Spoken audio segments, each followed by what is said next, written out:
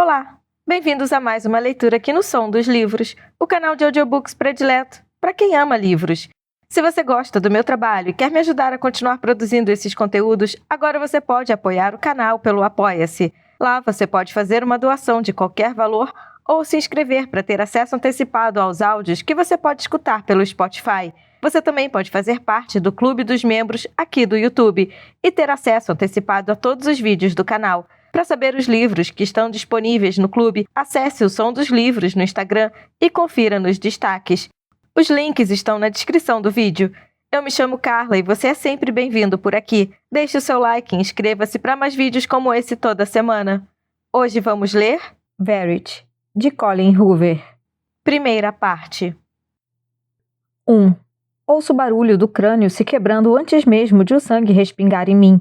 Eu me assusto e dou um passo para trás, para a calçada. O salto de um dos meus sapatos fica preso no meio-fio e preciso me segurar na placa de proibido estacionar para não cair. O homem estava na minha frente havia poucos segundos. Estávamos no meio da multidão, esperando o sinal abrir quando ele resolveu atravessar antes da hora e acabou atingido por um caminhão. Eu tentei segurá-lo, mas só consegui agarrar o ar enquanto ele era atropelado. Fechei os olhos antes que o pneu do caminhão passasse por cima da cabeça dele, mas a ouvi estourar como se fosse uma rolha saindo de uma garrafa de champanhe. Ele cometeu um erro. Ficou olhando a tela do celular sem prestar atenção, provavelmente por já estar acostumado a atravessar aquela mesma rua todos os dias sem qualquer incidente. Causa da morte. Rotina. As pessoas suspiram, mas ninguém grita. O motorista do caminhão salta do veículo e imediatamente se ajoelha ao lado do corpo do homem. Prefiro me afastar da cena enquanto outras pessoas se aproximam para ajudar. Não preciso olhar o homem embaixo do pneu para saber que está morto. Basta olhar minha blusa que um dia foi branca e todo o sangue respingado nela para saber que ele precisa de um carro funerário e não de uma ambulância. Tento sair dali e achar um lugar para respirar, mas agora o sinal está aberto para os pedestres e a multidão se movimenta e é impossível nadar contra a corrente naquele mar de pessoas no meio de Manhattan. Algumas nem desviam os olhos dos celulares ao passar pelo acidente. Fico parada e espero a multidão se dispersar. Viro meu rosto de relance para o acidente, com o cuidado de não olhar diretamente para o homem. O motorista do caminhão agora está na parte de trás do veículo, falando ao telefone, com os olhos arregalados. 3 ou 4 pessoas estão por ali ajudando. Algumas filmam aquela cena macabra com seus celulares, movidos por uma curiosidade mórbida. Se eu ainda morasse na Virgínia, a cena seria completamente diferente. Todo mundo simplesmente ia parar. O pânico estaria instalado, as pessoas começariam a gritar. Uma equipe de TV chegaria em questão de minutos. Mas atropelamentos são tão comuns em Manhattan que não passam de um inconveniente. Um atraso no trânsito para uns, uma roupa estragada para outros. Acontece com tanta frequência que nem vai sair no jornal. Ainda que essa indiferença das pessoas me incomode, é exatamente o motivo de eu ter me mudado para essa cidade há 10 anos. Pessoas como eu pertencem às grandes cidades. Minha vida é irrelevante num lugar desse tamanho. Há muita gente com histórias muito mais tristes do que a minha. Aqui sou invisível, desimportante. Manhattan tem gente demais para se preocupar comigo, e eu a amo por isso. Está machucada? Olho para o homem que toca meu braço e observa minha blusa. Sua expressão é extremamente preocupada e ele me olha da cabeça aos pés, procurando ferimentos. Pela reação, percebo que não é um desses nova-iorquinos sem coração. Pode até ser que more aqui agora, mas certamente vem de algum lugar que não lhe extraiu completamente a empatia. Está machucada? Repete ele, me olhando nos olhos dessa vez. Não, não é meu sangue. Eu estava atrás dele quando... Paro de falar. Acabei de ver um homem morrer. Estava tão perto dele que seu sangue está em mim. Vim para essa cidade para ser invisível, mas certamente não sou insensível. Até venho tentando. A ideia é me tornar tão dura quanto o concreto onde piso, mas ainda não deu muito certo. Consigo sentir tudo que acabei de testemunhar revirando no meu estômago. Cubro a boca com a mão, mas logo atiro ao sentir algo grudento em meus lábios. Mais sangue. Olho para minha blusa. É muito sangue e nada disso é meu. Seguro a blusa e tento puxá-la na altura do peito, mas ela gruda nos pontos em que o sangue começou a secar. Acho que preciso de água. Estou começando a me sentir meio tonta. Quero esfregar minha testa, coçar o nariz, mas tenho medo de tocar em mim mesma. Olho para o homem que ainda está segurando meu braço. Tem sangue no meu rosto? Ele aperta os lábios e olha para o lado, checando os arredores. Aponta para uma cafeteria a poucos metros de distância. Ali tem um banheiro, diz ele com a mão nas minhas costas enquanto me conduz até lá. Olho para o prédio da Patent Press do outro lado da rua para onde eu estava indo antes do acidente. Estava tão perto, a uns 5 ou 6 metros de distância de uma reunião onde eu precisava desesperadamente estar. Fico me perguntando quão perto o homem que acabou de morrer estava do destino dele. Assim que chegamos à cafeteria, o estranho segura a porta para eu entrar. Uma mulher carregando um café em cada mão tenta se espremer e passar por mim até que repare em minha blusa. Ela logo se afasta e abre caminho. Vou em direção ao banheiro feminino, mas a porta está trancada. O homem abre a porta do masculino e acena para que eu entre com ele. Ele vai direto até a pia e abre a torneira. Olho para o espelho, aliviada. Não é tão ruim quanto imaginei. Há alguns respingos de sangue nas minhas bochechas que já estão começando a escurecer e secar, além de uma mancha na sobrancelha, mas por sorte foi a blusa que levou a pior. O homem me passa alguns papéis molhados e limpa o meu rosto enquanto ele molha mais alguns. Agora consigo sentir o cheiro do sangue. Num turbilhão, aquele odor penetrante me leva de volta aos meus 10 anos de idade. O cheiro do sangue era tão forte que continua na minha memória depois de todos esses anos. Aquilo me causa náusea e tento prender a respiração. Não quero vomitar, mas preciso me livrar dessa blusa. Agora! Com os dedos trêmulos, abro os botões, tiro a blusa e a coloco embaixo da torneira. Deixo a água fazer todo o trabalho. Pego mais papéis com o estranho e começo a limpar o sangue do meu peito. Em vez de dar um pouco de privacidade para mim e para meu sutiã nada atraente, o estranho tranca a porta para que ninguém entre e me veja sem camisa. É um excesso de cavalheirismo que me deixa um pouco desconfortável. Fico tenso olhando para ele pelo reflexo do espelho. Alguém bate a porta. Já vamos sair, avisa ele. Relaxa um pouco. Pelo menos há alguém do outro lado da porta para ouvir meus gritos, caso seja necessário. Tento me concentrar no sangue até tirar tudo do pescoço e do peito. Eu me viro para dar uma olhada no cabelo, mas não encontro nada além das raízes escuras nascendo por baixo do caramelo desbotado. Toma, diz o homem, abrindo o último botão da sua camisa branca limpinha. Vista isso. O paletó dele já havia sido tirado e agora está pendurado na porta. Ele me entrega a camisa de botão. Está com uma camiseta branca por baixo. O cara é forte e mais alto do que eu. A camisa dele vai me engolir. Não posso usar isso numa reunião, mas não tenho opção. Seco minha pele, visto a camisa e começo a abotoá-la. Estou ridícula, mas pelo menos não foi a minha cabeça que explodiu na blusa de alguém. Sempre há um lado bom. Minha blusa não tem salvação. Eu a tiro da pia e a jogo no lixo. Então encaro meu reflexo no espelho. 2 olhos vazios e cansados me encaram de volta. Foram da cor de avelã ao castanho sombrio depois do horror que testemunharam. Esfrego as bochechas com as mãos para tentar lhes devolver alguma cor, mas nada feito. Minha cara é de morte. Encosto na parede de costas para o espelho. O homem está guardando a gravata no bolso do paletó e olha para mim por um momento. Não sei dizer se você está calma ou em estado de choque. Não estou em estado de choque, mas também não acho que esteja calma. Para ser sincera, nem eu tenho certeza. Admito. Você está bem? Estou ótimo. Já vi coisas piores, infelizmente. Inclino a cabeça na tentativa de esmiuçar todas as camadas daquela resposta enigmática. Ele quebra o contato visual, mas isso só me faz encará-lo ainda mais, imaginando o que pode ser pior do que ver a cabeça de um homem ser esmagada embaixo de um caminhão. Talvez ele seja nova-iorquino, afinal de contas, ou talvez trabalhe em um hospital. Ele tem um ar de eficiência que é bem comum em pessoas que são responsáveis por outras pessoas. Você é médico? Ele faz que não com a cabeça. Trabalho no mercado imobiliário. Ou trabalhava. Ele se aproxima e toca meu ombro, limpando algo da minha camisa, a camisa dele. Quando abaixa o braço, olha para o meu rosto por um momento antes de se afastar. Seus olhos combinam com a gravata que acabou de guardar no bolso. Chartreuse, um verde brilhante. Ele é lindo, mas algo me diz que não gostaria de ser. Quase como se a sua beleza fosse um empecilho. Uma parte dele que não quer ser notada. Ele quer ser invisível nessa cidade. Igualzinho a mim. A maior parte das pessoas vem para Nova York para ser descoberta. O resto de nós vem para se esconder. Qual o seu nome? Lowen. Ele hesita quando digo meu nome, mas dura poucos segundos. Jeremy, responde. Ele caminha até a pia, abre a água novamente e começa a lavar as mãos. Continuo a encará-lo, sem conseguir esconder minha curiosidade.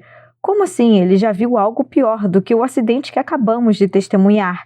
Ele disse que atuava no mercado imobiliário, mas nem o pior dia de trabalho de um corretor deixaria alguém tão melancólico. O que aconteceu com você? Ele olha para mim pelo espelho. Como assim? Você disse que já viu coisas piores. Tipo o quê? Ele fecha a torneira, seca as mãos e responde. Quer mesmo saber? Assinto. Ele joga o papel na lixeira e depois enfia a mão no bolso. Seu comportamento fica ainda mais sombrio. Por fim, ele olha nos meus olhos, mas é como se estivesse se desligado nesse momento. Há alguns meses resgatei o corpo da minha filha de 8 anos de um lago. Inspiro o máximo de ar que me é possível e levo a mão à garganta. A sua expressão não era de melancolia, era de desespero. Sinto muito, sussurro. E sinto mesmo. Sinto muito pela filha. Sinto muito por ser curiosa. E você? Pergunta Jeremy. Ele se inclina no balcão como se aquela fosse uma conversa para a qual estivesse preparado. Uma conversa com alguém que faça suas tragédias parecerem menos trágicas. É o que se faz após experimentar uma coisa horrível. Buscar alguém como você, ou que seja pior do que você, para tentar se sentir melhor. Engulo em seco antes de responder, porque minhas tragédias não são nada comparadas ao que ele passou. Penso na mais recente, com vergonha de dizer em voz alta. Minha mãe morreu na semana passada. Jeremy não reage à minha tragédia como reagia a dele. Na verdade, ele não tem nenhuma reação. Talvez estivesse esperando que a minha tragédia fosse pior. Não é. Ele ganhou. Como ela morreu? Câncer. Vinha cuidando dela no meu apartamento durante o último ano. Respondo. Ele é a primeira pessoa para quem conto isso em voz alta. Posso sentir os batimentos latejando em meu pulso e o cubro com a outra mão. Essa é a primeira vez que saio de casa em semanas. Ficamos nos encarando por mais um tempo. Quero dizer mais alguma coisa, mas nunca tive uma conversa tão pesada com um completo estranho. E afinal de contas, para onde mais essa conversa pode avançar? Não avança. Simplesmente termina. Ele olha para si mesmo no espelho, colocando uma mecha solta do seu cabelo escuro no lugar. Preciso ir para uma reunião. Tem certeza de que vai ficar bem? Pergunta Jeremy, olhando meu reflexo no espelho. Sim, tá tudo certo. Tudo certo? Ele se vira repetindo a pergunta como se tudo certo não significasse realmente que eu estou bem. Vai ficar tudo certo. Obrigada pela ajuda. Queria que ele sorrisse, mas acho que não combina muito com o momento. Tenho curiosidade em saber como seria seu sorriso. Em vez disso, Jeremy encolhe os ombros e diz: Então, tudo certo. Destranca a porta e a segura para mim, mas eu não saio logo. Em vez disso, continuo olhando para o seu rosto, ainda relutante em enfrentar o mundo lá fora. Admiro sua gentileza e quero dizer algo, agradecê-lo de alguma forma, talvez com um café ou devolvendo sua camisa. Fico atraída por seu altruísmo, algo raro hoje em dia, mas é o brilho de sua aliança na mão esquerda que acaba me empurrando para fora do banheiro e do café, para o meio da rua, agora ainda mais cheia e barulhenta. Uma ambulância apareceu por ali e interrompeu o trânsito nos dois sentidos. Caminho de volta para o local do acidente, pensando se devo dar um depoimento. Espero ao lado de um policial que está anotando as versões de outras testemunhas. Não são diferentes da minha, mas, de qualquer forma, dou uma declaração e meus contatos. Não sei quanto posso efetivamente ajudar, já que não vi quando foi atingido. Estava perto o suficiente para ouvir. Perto o suficiente para que minha blusa ficasse parecendo um quadro do Pollock. Olho para trás e vejo Jeremy saindo com um copo de café fresquinho nas mãos. Ele atravessa a rua, concentrado em seu destino. Sua mente agora está pensando em outra coisa, nada que tenha a ver comigo, provavelmente em sua esposa e no que vai dizer a ela quando chegar em casa sem a camisa. Pego o celular para ver as horas. Ainda tenho 15 minutos antes da reunião com Corey e a editora da Patent Press. Minhas mãos tremem, ainda mais agora que não há um homem estranho me distraindo dos meus próprios pensamentos. Talvez um café ajude. Morfina definitivamente ajudaria, mas o serviço de cuidados paliativos levou tudo ao recolher os equipamentos após a morte da minha mãe. Pena que eu estava muito abalada para pensar em esconder. Seria bem útil agora. 2. Há meses não falava com Corey, mas ontem à noite ele me mandou uma mensagem me chamando para a reunião de hoje. Eu estava sentada na mesa do computador, encarando uma formiga que andava pelo meu dedão do pé. A formiga estava sozinha e andava de um lado para o outro, subia e descia, como se estivesse tentando achar os amigos ou alguma comida. Parecia confusa pela solidão, ou talvez estivesse animada com a sensação de liberdade. Eu só conseguia me perguntar por que ela estava sozinha. Formigas andam sempre em bando. Todo aquele questionamento sobre a situação da formiga só deixava claro que eu realmente precisava sair de casa. Depois de tanto tempo trancada cuidando da minha mãe, eu estava com medo de, ao sair pela porta, me ver tão confusa quanto aquela formiga. De um lado para o outro, onde estão os amigos? Onde está a comida? A formiga desceu do dedão até o piso de madeira. Desapareceu pela parede bem na hora que a mensagem de Corey chegou. Esperava que ele tivesse entendido quando estabeleci limites há 6 meses. Não estamos mais transando, então um e-mail é a forma de contato mais apropriada entre um agente literário e a sua autora. A mensagem dizia: me encontre amanhã às 9 horas no prédio da Patent Press, no 24º andar. Acho que temos uma proposta de trabalho. Ele não perguntou sobre minha mãe, o que não me surpreendeu nem um pouco. Sua falta de interesse em qualquer coisa que não seja ele mesmo ou seu trabalho é o motivo de não estarmos mais juntos. Aquilo me deixou irritada. Ele não me deve nada, mas podia ao menos fingir que se importa. Não respondi ontem à noite. Larguei o telefone e fui olhar o pequeno buraco na base da parede por onde a formiga havia desaparecido. Fiquei pensando se ela estava indo encontrar outras formigas ou se era uma solitária. Talvez fosse parecida comigo e tivesse aversão a outras formigas. Não sei dizer por que tenho uma aversão tão paralisante a outros seres humanos. Se tivesse que apostar, diria que tem alguma relação com o fato da minha própria mãe morrer de medo de mim. Morrer de medo talvez seja uma expressão muito forte, mas ela certamente não confiava em mim durante a minha infância. Se eu não estava na escola, ela sempre me mantinha afastada de todos, com medo do que eu seria capaz de fazer durante meus muitos episódios de sonambulismo. Aquela paranoia foi tomando conta de mim até eu me tornar uma adulta condicionada, uma solitária. Poucos amigos e quase nenhuma vida social. Não é à toa que essa é a primeira vez que saio de casa em semanas. Achava que meu primeiro passeio depois de tanto tempo seria para algum lugar do qual sentia falta, como o Central Park ou alguma livraria. Certamente não imaginei que estaria aqui, esperando no hall de uma editora, rezando desesperadamente para que essa tal proposta acontecesse e fosse suficiente para pagar meu aluguel e evitar que eu seja despejada. No entanto, aqui estou eu, a uma reunião de distância de virar uma sem-teto ou de receber uma proposta de trabalho e poder procurar uma casa nova. Dou uma ajeitada na camisa branca que Jeremy me emprestou naquele banheiro do outro lado da rua. Espero que eu não esteja muito ridícula. Talvez consiga fingir bem, como se usar camisas masculinas com o dobro do meu tamanho fosse algum tipo de tendência de moda descolada. Bela camisa? Diz alguém atrás de mim. É a voz de Jeremy e me viro chocada por vê-lo ali. Ele está me seguindo.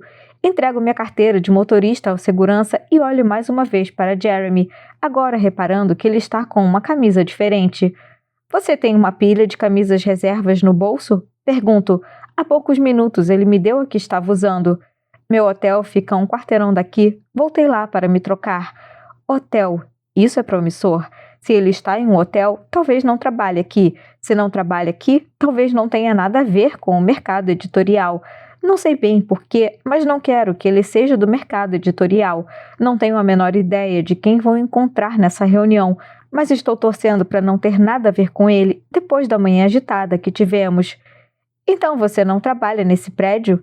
Ele entrega a identificação para o segurança. Não trabalho aqui. Tenho uma reunião no 24º andar. Claro que ele tem. Eu também. Um sorriso tímido desponta em sua boca, mas logo desaparece, como se Jeremy tivesse se lembrado do que acabou de acontecer do outro lado da rua e pensado que ainda era muito cedo para sorrir. Quais são as chances de estarmos indo para a mesma reunião? Pergunta ele, pegando a identidade de volta, enquanto nos dirigimos ao elevador. Não sei.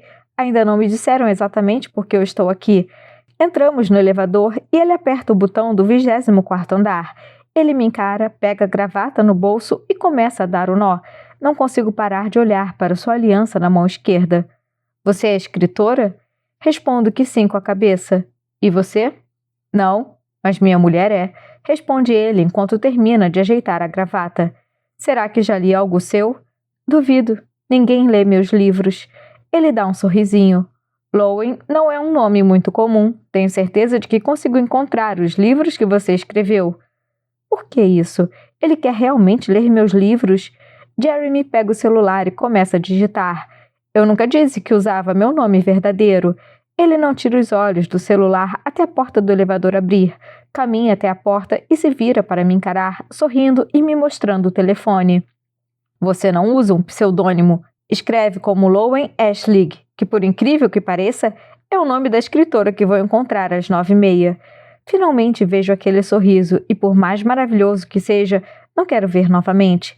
Ele deu um Google no meu nome e, ainda que a minha reunião seja às 9h, ele parece saber mais sobre o assunto do que eu. Se realmente estivermos indo para a mesma reunião, nosso encontro ao acaso na rua me parece um tanto suspeito. Mas pensando bem, a possibilidade de que estivéssemos no mesmo lugar na mesma hora não é tão absurda assim, já que estávamos indo na mesma direção para a mesma reunião e que, portanto, testemunhamos o mesmo acidente. Ele se afasta e sai do elevador. Abro boca me preparando para dizer algo, mas ele começa a andar para trás. Vejo você daqui a pouco. Não sei nada sobre ele, nem qual é a sua relação com a reunião para onde eu estou indo. No entanto, mesmo sem entender muito bem os detalhes do que está acontecendo, não consigo não gostar desse cara. Ele me deu a própria camisa. Não é possível que seja uma pessoa horrível. Sorriu antes que ele dobre o corredor. Tudo certo. Te vejo daqui a pouco. Tudo certo, diz Jeremy, devolvendo o sorriso. Fico olhando até que ele vira à esquerda e desaparece. Agora que estou fora do seu campo de visão, consigo relaxar um pouco. Que manhã intensa! O acidente que acabei de ver e me esbarrar 2 vezes com esse cara desconcertante me deixou meio estranha. Coloco a mão na parede para me apoiar. Só que... Chegou bem na hora, diz Corey. Sua voz me dá um sobressalto. Olho para o lado e Corey vem andando em minha direção pelo corredor oposto. Ele se inclina, me dá um beijo na bochecha e meus músculos se enrijecem. Você nunca chega na hora. Eu ia chegar até mais cedo, mas... Prefiro não explicar o que me atrasou. Além de não parecer interessado, ele segue na mesma direção para onde Jeremy foi. A reunião é só às 9h30, mas como achei que você ia se atrasar, disse 9h. Paro olhando para a parte de trás da sua cabeça. Porra, Corey, se tivesse me dito 9h30 em vez de 9h, eu não teria testemunhado o acidente do outro lado da rua. Sangue de um estranho não teria respingado em mim. Você vem? Pergunta, parando um minuto. Escondo minha irritação. Já estou acostumada a fazer isso em relação a Corey. Entramos numa sala de reunião vazia. Corey fecha a porta e me senta em uma das cadeiras. Ele se senta próximo de mim, na cabeceira da mesa, de modo a ficar me encarando. Tento não franzir o senho enquanto dou uma boa olhada nele depois de tantos meses. Ele não mudou nada. Todo limpinho, arrumado, de gravata, óculos e sorrindo, sempre fazendo um imenso contraste comigo. Você está com uma cara péssima, digo, porque ele não está nada péssimo. Ele nunca está e sabe disso. E você está com uma cara animada e encantadora.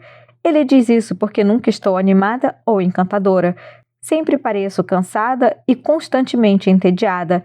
Aquela coisa de fazer carão não é comigo. No máximo faço uma carinha de paisagem. Como está sua mãe? Morreu na semana passada. Ele não estava esperando aquilo. Recosta-se na cadeira e reclina a cabeça. Por que não me contou? Por que não me perguntou antes? Ainda estou processando. Minha mãe morou comigo durante os últimos 9 meses, desde que foi diagnosticada com câncer de intestino em estágio 4.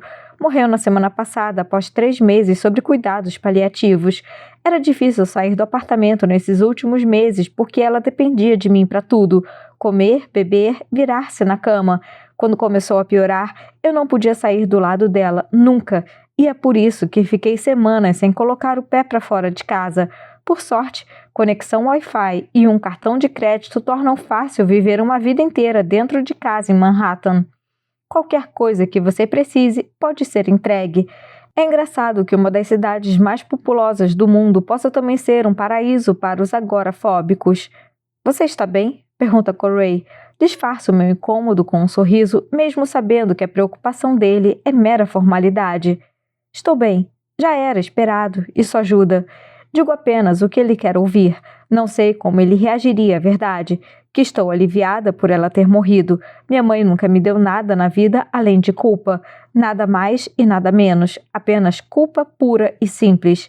Corey vai até o balcão repleto de guloseimas, garrafas de água e café. Está com fome? Sede? Quero só uma água. Ele pega 2 garrafas de água, me dá uma e volta a se sentar. Precisa de ajuda com um testamento? Tenho certeza de que Edward poderia ajudar. Edward é o advogado da agência literária de Corey. É uma agência pequena, então muitos dos autores acabam usando os conhecimentos de Edward para outras questões.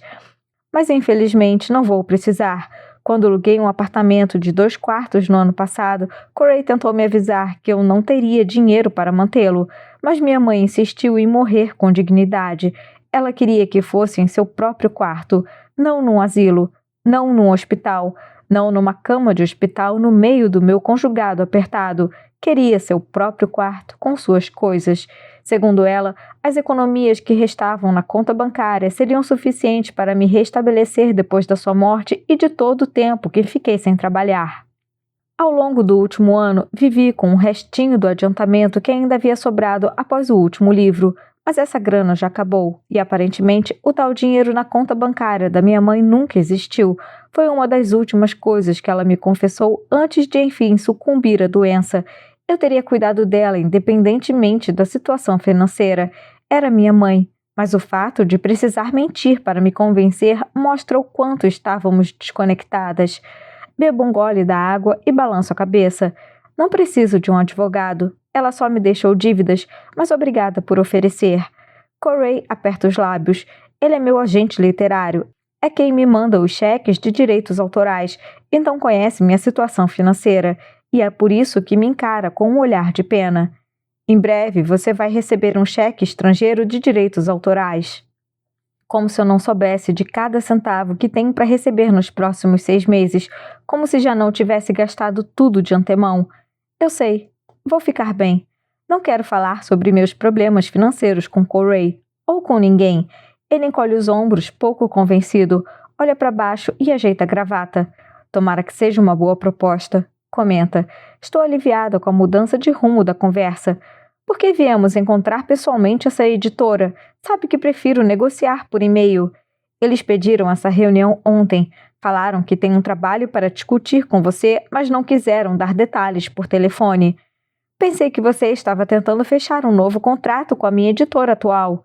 Seus livros até vendem bem, mas não o suficiente para assinar um novo contrato. Eles querem que você se dedique mais. Você tem que concordar em ser ativa nas redes sociais, fazer turnês, construir uma base de fãs. Só suas vendas não são o bastante para o mercado de hoje. Era o que eu temia. Uma renovação de contrato com a minha atual editora era minha última esperança financeira. Os cheques de direitos autorais dos livros anteriores minguaram junto com as vendas. Não escrevi quase nada nesse último ano em que cuidei da minha mãe, então não tenho nada para oferecer à editora. Não tenho a menor ideia de qual é a proposta da Patent. Também não sei se você vai se interessar. Vamos ter que assinar um contrato de confidencialidade antes mesmo de nos darem mais detalhes. Mas esse mistério todo me deixou curioso. Estou tentando baixar as expectativas, mas são muitas possibilidades em jogo e estou com um bom pressentimento. A gente precisa disso. Ele diz a gente, porque qualquer que seja a oferta, ele fica com 15% se eu aceitar. É o padrão agente-autor. O que não é padrão agente-autor é o relacionamento de 6 meses que tivemos e os 2 anos de sexo que seguiram depois que terminamos. A parte do sexo durou 2 anos porque ele não estava ficando com ninguém a sério e eu também não. Foi conveniente até não ser mais, mas a razão pela qual o relacionamento de verdade durou apenas 6 meses foi porque ele estava apaixonado por outra mulher. Tudo bem que a outra mulher era eu.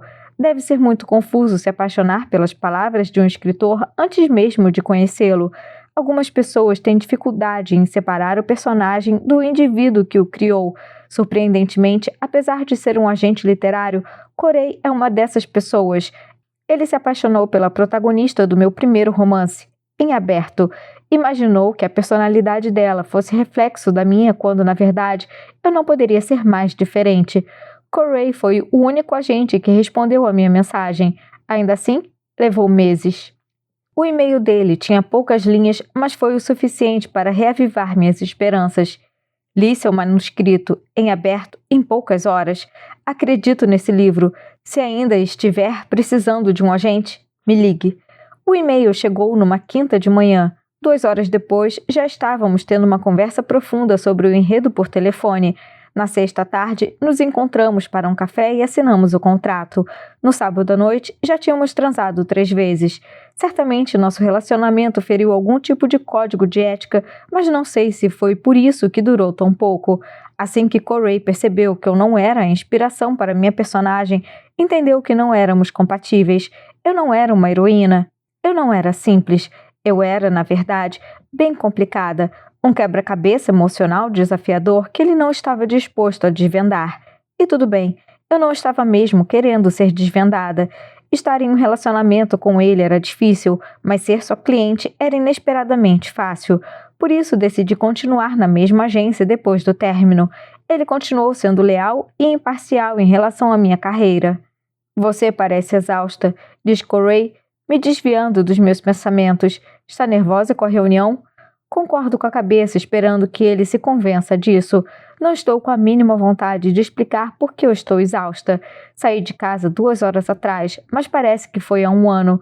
Confiro minhas mãos e braços procurando traços de sangue. Não está mais lá, mas ainda posso sentir. Sinto o cheiro. Minhas mãos ainda estão tremendo, por isso as escondo debaixo da mesa. Agora que estou aqui, me dou conta de que não devia ter vindo, mas não posso deixar passar um contrato em potencial. Não estão chovendo ofertas, e se não fechar algo logo, vou ter que procurar um emprego normal. E se tiver um emprego, não terei tempo nenhum para escrever. Mas ao menos vou conseguir pagar minhas contas. Corey tira um lenço do bolso e limpa o suor da testa. Ele só sua quando está nervoso. O fato dele estar nervoso está me deixando mais nervosa. Temos que combinar um sinal secreto para o caso de você não estar interessada? Vamos ouvir o que eles têm a dizer e depois pedimos para conversar em particular. Corey aperta a caneta e se ajeita na cadeira como se estivesse se preparando para uma batalha. Deixa que eu falo. Não pretendia fazer diferente. Ele é carismático e charmoso. Essas não são as características que alguém atribuiria a mim. É melhor eu só ficar assistindo e ouvindo. O que é isso que você está vestindo? Corey está perplexo com a minha camisa, que ele só notou agora, apesar de ter passado os últimos 15 minutos comigo. Olho para a camisa enorme. Por um momento, tinha me esquecido do quão ridícula eu estava. Derramei café mais cedo e tive que trocar a camisa. De quem é essa camisa? Encolho os ombros. Talvez seja sua. Estava no meu armário. Saiu de casa com isso? Não tinha nada melhor para vestir? Não acha que eu estou na moda? Pergunto, sendo sarcástica, mas ele não percebe. Faz uma cara feia. Não? A ideia era essa? É um babaca mesmo, mas é ótimo na cama, como a maioria dos babacas. É um alívio quando a porta se abre e uma mulher entra na sala. Logo atrás dela, de forma meio cômica, vem um homem mais velho. De tão próximo a ela, ele esbarra em suas costas quando a mulher para. Droga, Baron! Ouço-a murmurar. Dou um pequeno sorriso ao pensar que Droga, Baron podia ser seu nome. Jeremy entra por último. Ele acena para mim sutilmente e ninguém mais percebe.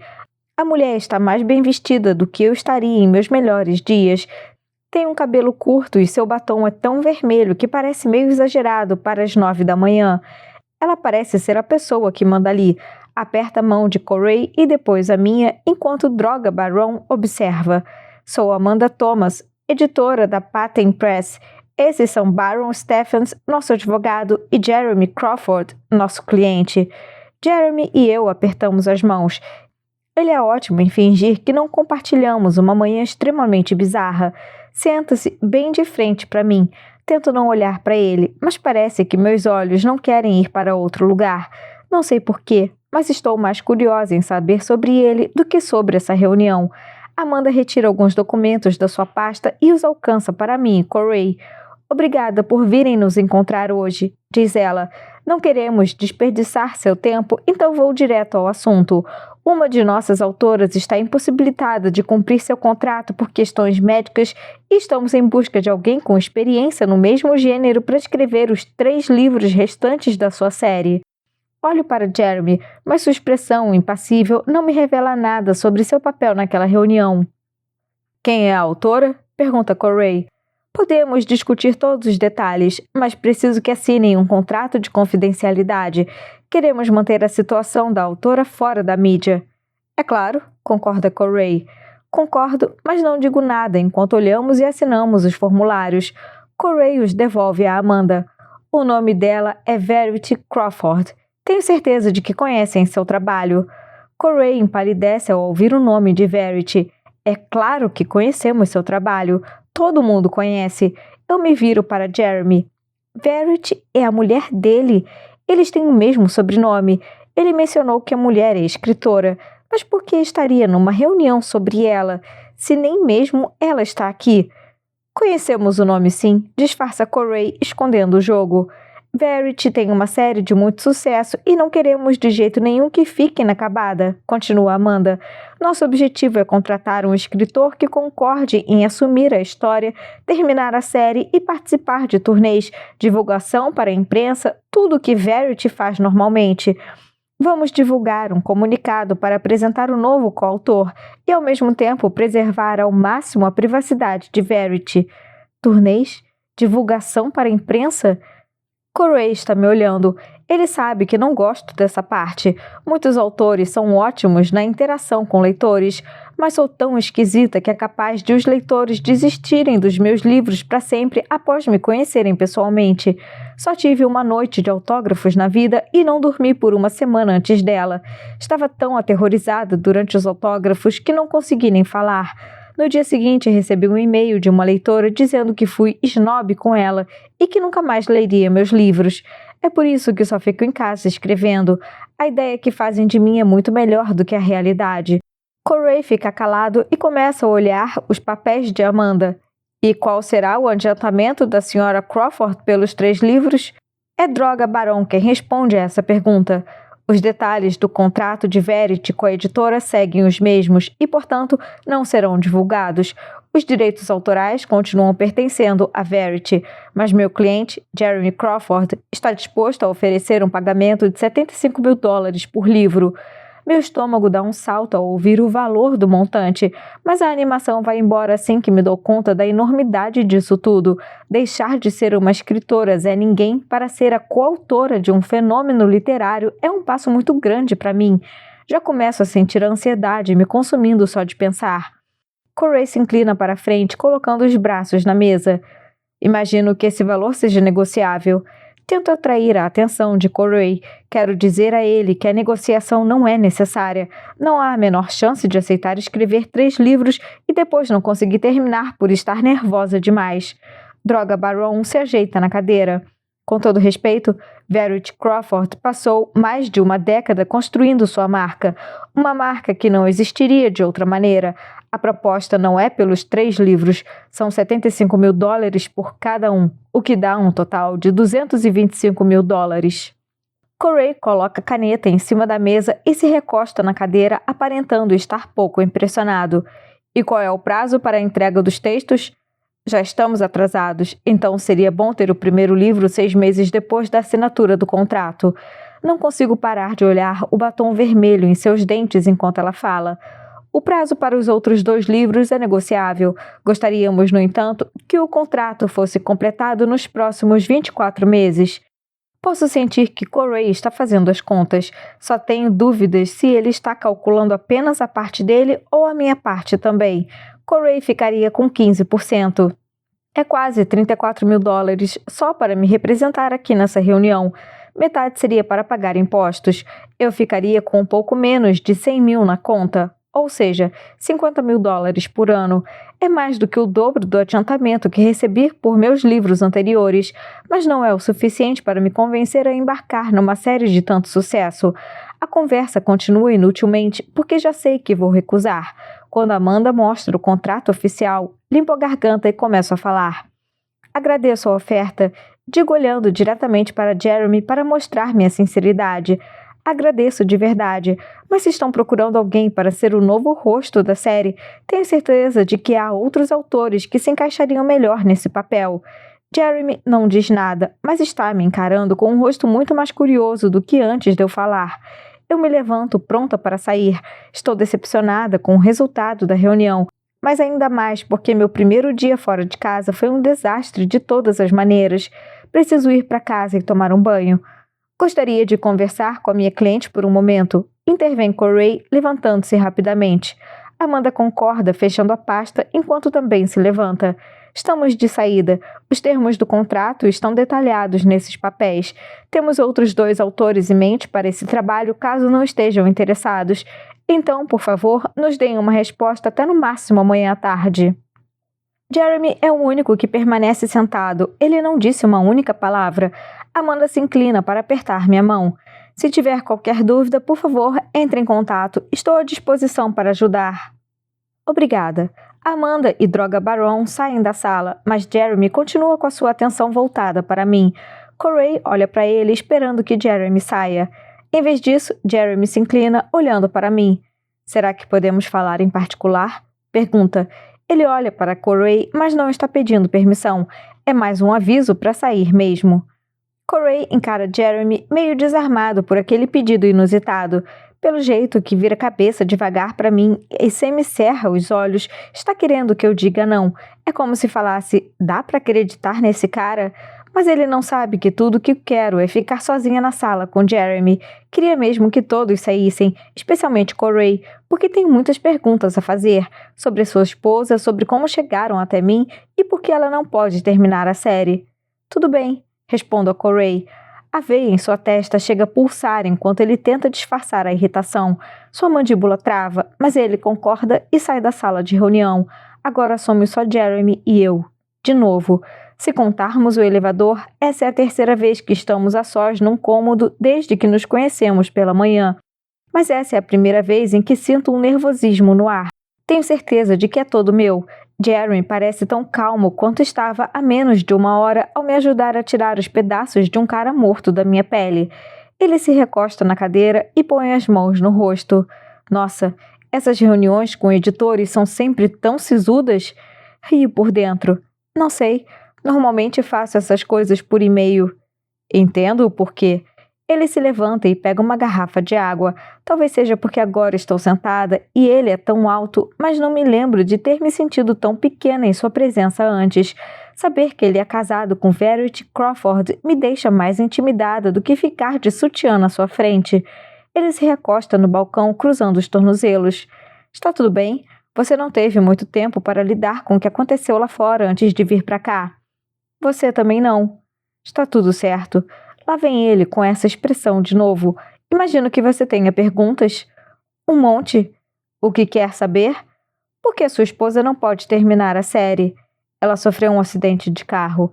Sua resposta é mecânica, como se estivesse fazendo um esforço para se desconectar de qualquer emoção. Desculpe, eu não sabia. Respondo e mudo de posição na cadeira sem saber o que mais dizer. A princípio, não gostei muito dessa ideia de outra pessoa terminar o contrato. Tinha esperanças de que ela se recuperaria totalmente, mas aqui estamos nós. Sua atitude agora faz todo sentido. Ele parecia um cara calmo e reservado, mas agora percebo que aquela quietude era apenas tristeza, uma tristeza evidente. Não sei se é por causa do que aconteceu com a esposa ou se é o caso que me contou mais cedo no banheiro, ter perdido a filha há meses, mas claramente esse é um homem que está perdido e precisa tomar decisões mais difíceis do que a maioria das pessoas já teve que tomar na vida. Sinto muito mesmo. Ele assente e volta a se sentar. Talvez pense que ainda estou considerando a oferta. Não quero mais desperdiçar o tempo dele. Agradeço a proposta, Jeremy, mas não é algo que me deixe confortável. Sou péssima com publicidade, nem sei por que a editora pensou em mim para esse trabalho. Em aberto, meu sangue gela quando ele menciona um dos meus livros. Era um dos livros favoritos da Verity. Sua mulher leu um dos meus livros? Ela dizia que você seria o próximo fenômeno literário. Fui eu quem sugeriu seu nome para a editora, porque Verity acha que vocês têm estilos de escrita similares. Se alguém vai assumir a série dela, quero que seja alguém cujo trabalho ela respeita. Nossa, estou muito lisonjeada, mas realmente não posso. Jeremy me olha em silêncio, provavelmente tentando imaginar por que não estou reagindo como qualquer outro escritor faria diante dessa oportunidade. Ele não consegue me entender. Normalmente, eu ficaria orgulhosa disso. Não gosto que as pessoas me entendam facilmente, mas nesse caso parece errado. Deveria ser um pouco mais sincera, já que ele foi tão educado comigo hoje de manhã, mas nem sei por onde começar. Ele se inclina para frente, seus olhos cheios de curiosidade.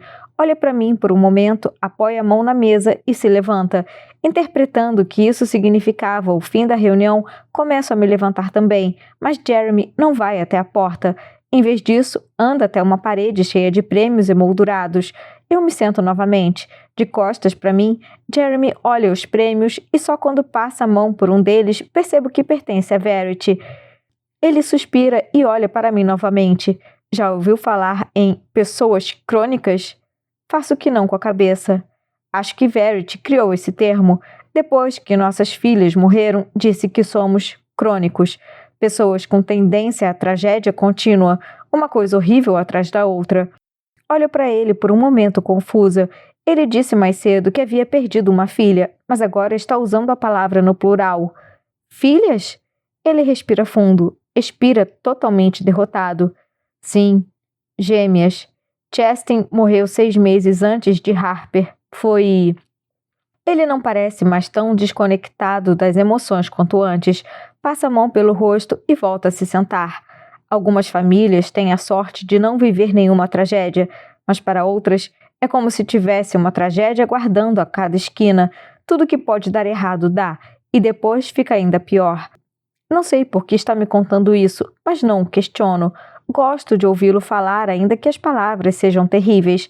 Ele gira a garrafa de água em cima da mesa, perdido em pensamentos. Talvez não tenha pedido para ficar sozinho comigo porque queria me fazer mudar de ideia. Talvez só quisesse mesmo ficar sozinho. Talvez não aguentasse mais discutir sobre a vida da mulher naqueles termos, e por isso mandou todos embora. Acho que ficar sozinho comigo numa sala é para ele como ficar sozinho consigo mesmo. Ou talvez Jeremy sempre se sinta sozinho, como nosso antigo vizinho, que pelo que entendi, sem dúvida também era um crônico. Eu cresci em Richmond. Nosso vizinho perdeu 3 membros da família em menos de 2 anos. O filho morreu em combate. A mulher morreu de câncer 6 meses depois. Por fim, a filha morreu em um acidente de carro. Jeremy para de girar a garrafa. Onde está esse homem agora? Fico nervosa. Não estava esperando essa pergunta.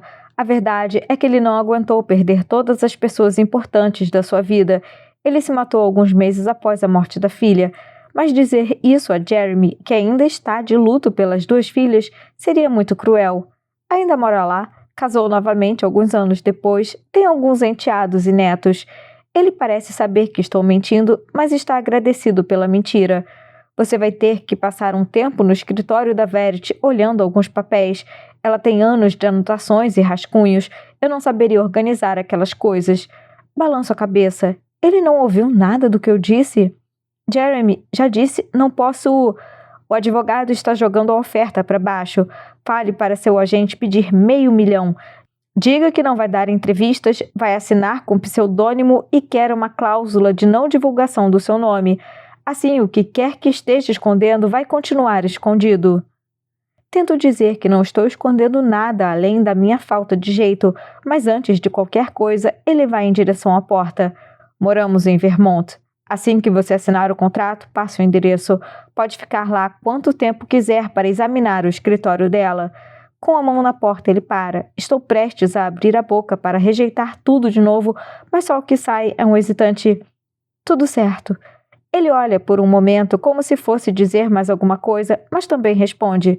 Tudo certo. Jeremy sai pelo corredor onde Corey está esperando. Corey volta à sala de reunião e fecha a porta. Olho para a mesa, confusa com o que acabou de acontecer. Não entendo por que estão me oferecendo tanto dinheiro por um trabalho que nem sei se consigo fazer. $500 mil?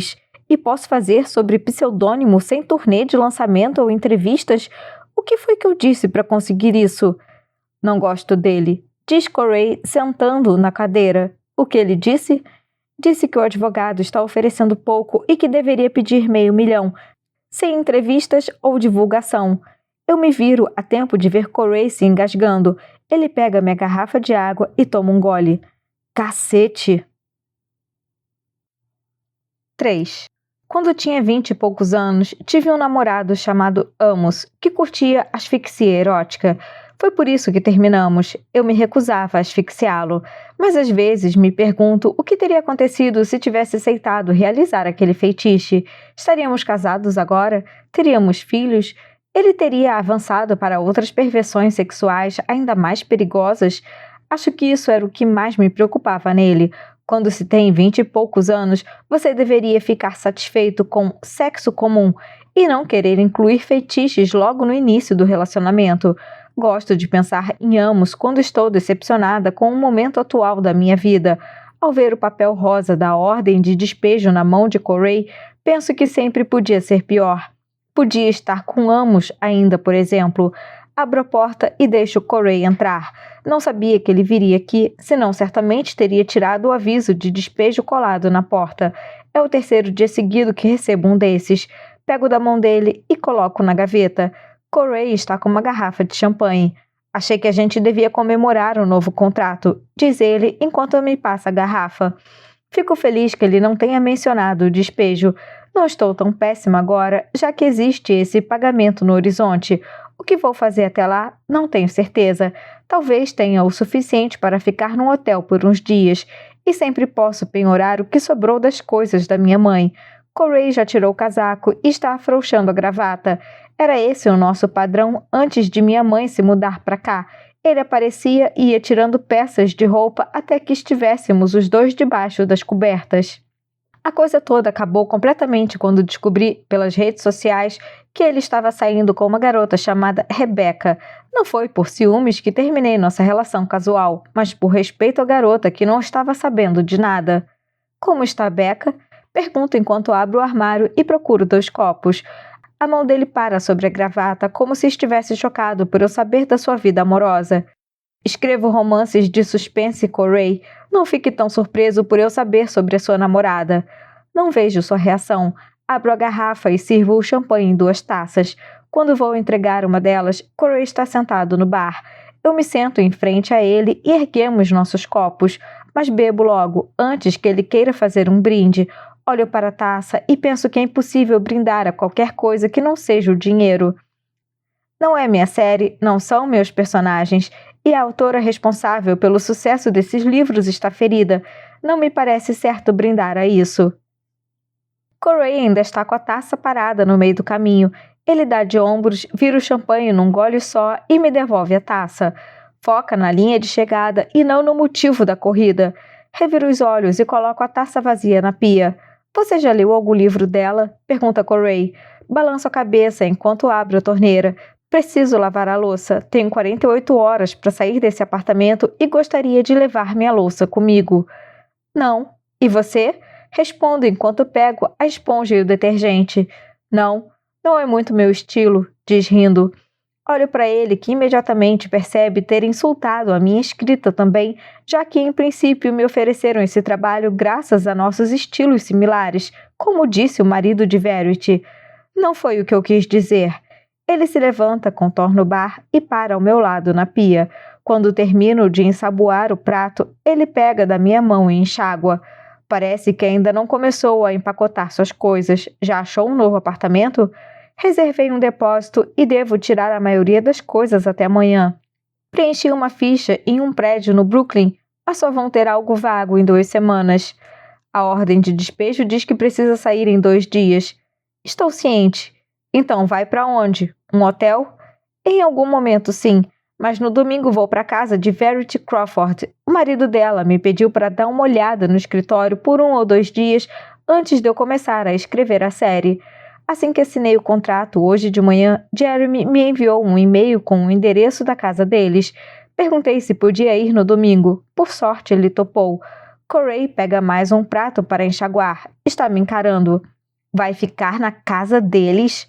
De que outro jeito vou reunir as anotações dela para a série? Pede para ele te enviar por e-mail. Ela tem mais de 10 anos de anotações e rascunhos. Jeremy disse que não saberia nem por onde começar. É melhor eu mesma vasculhar tudo. Corey não diz nada, mas posso sentir que está segurando a língua. Passo a esponja pela lâmina da faca e a entrego a ele. O que você está se segurando para não dizer? Ele enxágua a faca em silêncio, coloca no escorredor, se apoia na borda da pia e se vira para mim.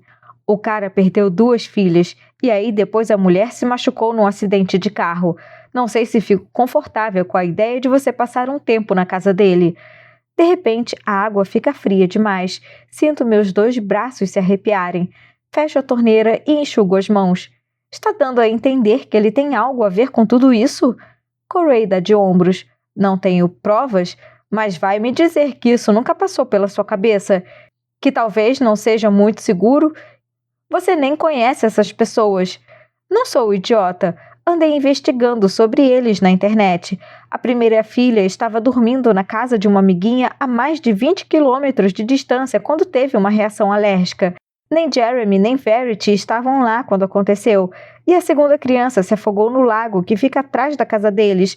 Mas Jeremy só chegou em casa quando já havia uma operação de busca pelo corpo. Ambos foram considerados acidentes. Entendo a preocupação de Corey, porque honestamente eu também estava preocupada, mas quanto mais investigo, menos vejo razão para a preocupação. Foram 2 acidentes trágicos e sem nenhuma relação.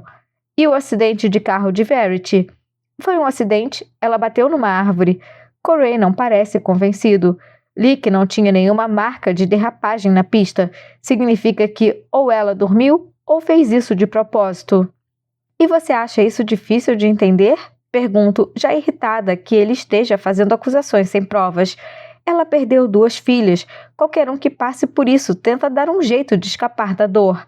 Corey enxuga as mãos no pano de prato e pega o casaco na cadeira. Acidentes ou não, a verdade é que essa família tem muito azar e muitos problemas emocionais. Então toma cuidado. Vai lá, pega o que for necessário e vai embora. Que tal se preocupar com os detalhes do contrato, Corey? Pode deixar que da pesquisa e da escrita cuido eu. Só estou cuidando de você, diz ele enquanto põe o casaco. Cuidando de mim? Ele sabia que a minha mãe estava morrendo e não perguntou nada durante 2 meses. Ele não está cuidando de mim. É só um ex-namorado que achou que transaria hoje, mas foi rejeitado e logo depois soube que vou ficar hospedada na casa de outro cara. Isso aí é ciúme. Levo Corey até a porta aliviada. Não o culpo por querer ir embora mais cedo. O apartamento tem uma vibração estranha desde que minha mãe se mudou para cá.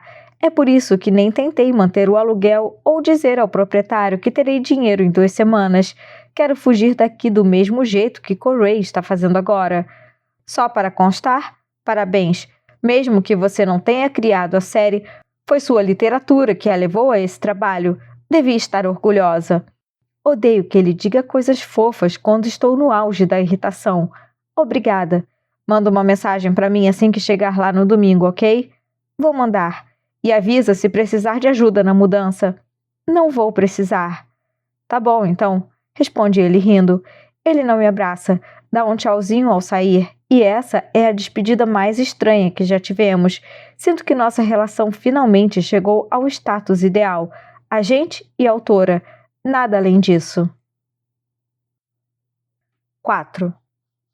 Eu podia ter escolhido qualquer outra coisa para fazer durante as 6 horas da viagem de carro. Podia ter escutado Bohemian Rhapsody umas 60 vezes. Podia ter ligado para minha amiga Natalie e colocado o papo em dia, já que não nos falamos há mais de 6 meses. Mandamos mensagens uma para a outra de vez em quando, mas teria sido bom ouvir a voz dela. Ou podia ter usado esse tempo para me preparar psicologicamente e listar todas as razões pelas quais preciso ficar bem longe de Jeremy Crawford enquanto estiver na casa dele.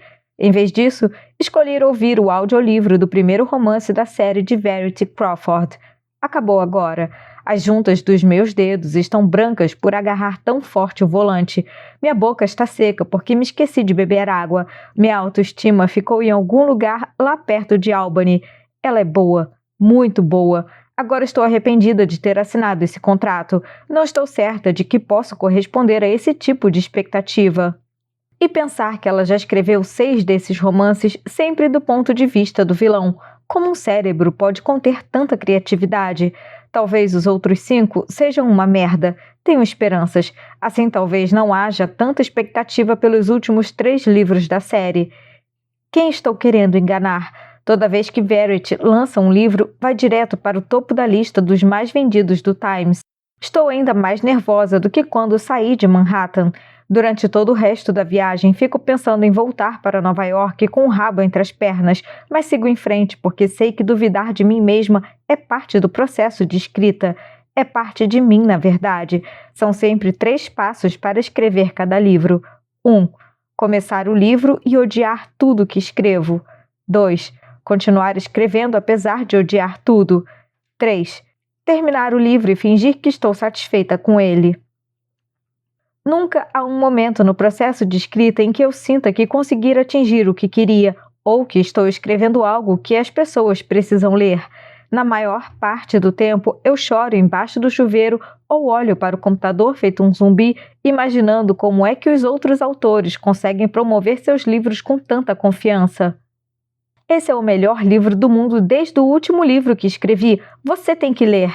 Eu sou aquela autora esquisita que posta uma foto do livro e diz: esse livro é meio mais ou menos, tem umas palavras nele, leia se quiser. Temo que essa experiência seja ainda mais difícil do que previ. Quase ninguém lê meus livros, então não sofro muito com as críticas negativas, mas quando meu trabalho sair associado ao nome de Verity, haverá centenas de milhares de leitores aguardando ansiosos por essa série. Se eu mandar mal, Corey vai saber que mandei mal, os editores vão saber que mandei mal, Jeremy vai saber que mandei mal, e dependendo de seu estado mental, Verity pode saber que mandei mal. Jeremy não deixou muito claro qual é exatamente o estado de saúde de Verity naquela reunião, então não tenho a menor ideia se ela está ferida a ponto de não conseguir se comunicar. Não há muita coisa na internet sobre o acidente, além de algumas reportagens bem vagas. A editora divulgou um comunicado dizendo que ela havia se ferido sem risco de morte. 2 semanas atrás, divulgaram outro comunicado afirmando que ela estava em casa numa recuperação tranquila. Mas Amanda, a editora, deixou claro que querem deixar os detalhes do caso fora da mídia, então é bem possível que tenham minimizado a gravidade de tudo. Ou, talvez, depois de todas as tragédias que vivenciou nos últimos 2 anos, ela simplesmente não queira mais escrever. Acho compreensível que desejem garantir a conclusão da série. Os editores não querem ver sua maior fonte de renda ir pelo ralo. E, embora eu esteja lisonjeada por terem me chamado para concluí-la, parte de mim não quer virar o centro das atenções. Quando comecei a escrever, não tinha o objetivo de ficar famosa.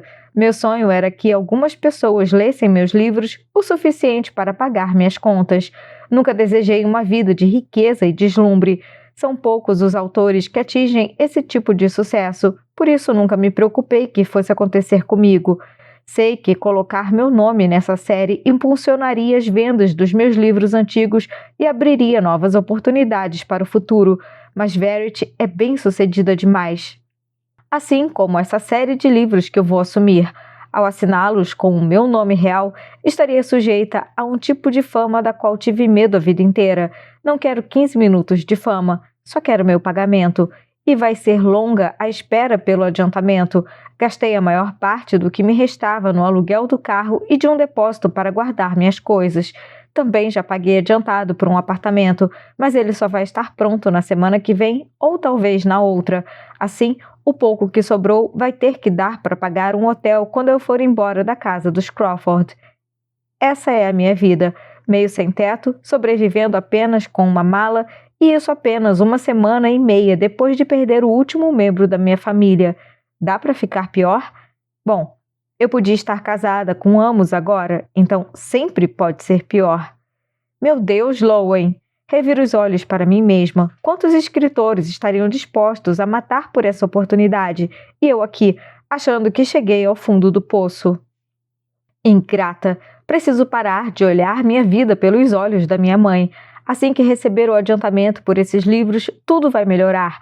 Não vou mais ser uma sem-teto. Peguei a saída para a casa dos Crawford alguns quilômetros atrás. Agora o GPS me guia por uma estrada longa e sinuosa, ladeada de árvores de corniços floridos e casas que vão ficando maiores e mais espaçadas. Quando finalmente chego ao meu destino, paro o carro para admirar a entrada. 2 colunas imensas de tijolos se elevam dos 2 lados do acesso de carros, que, aliás, parece não ter fim.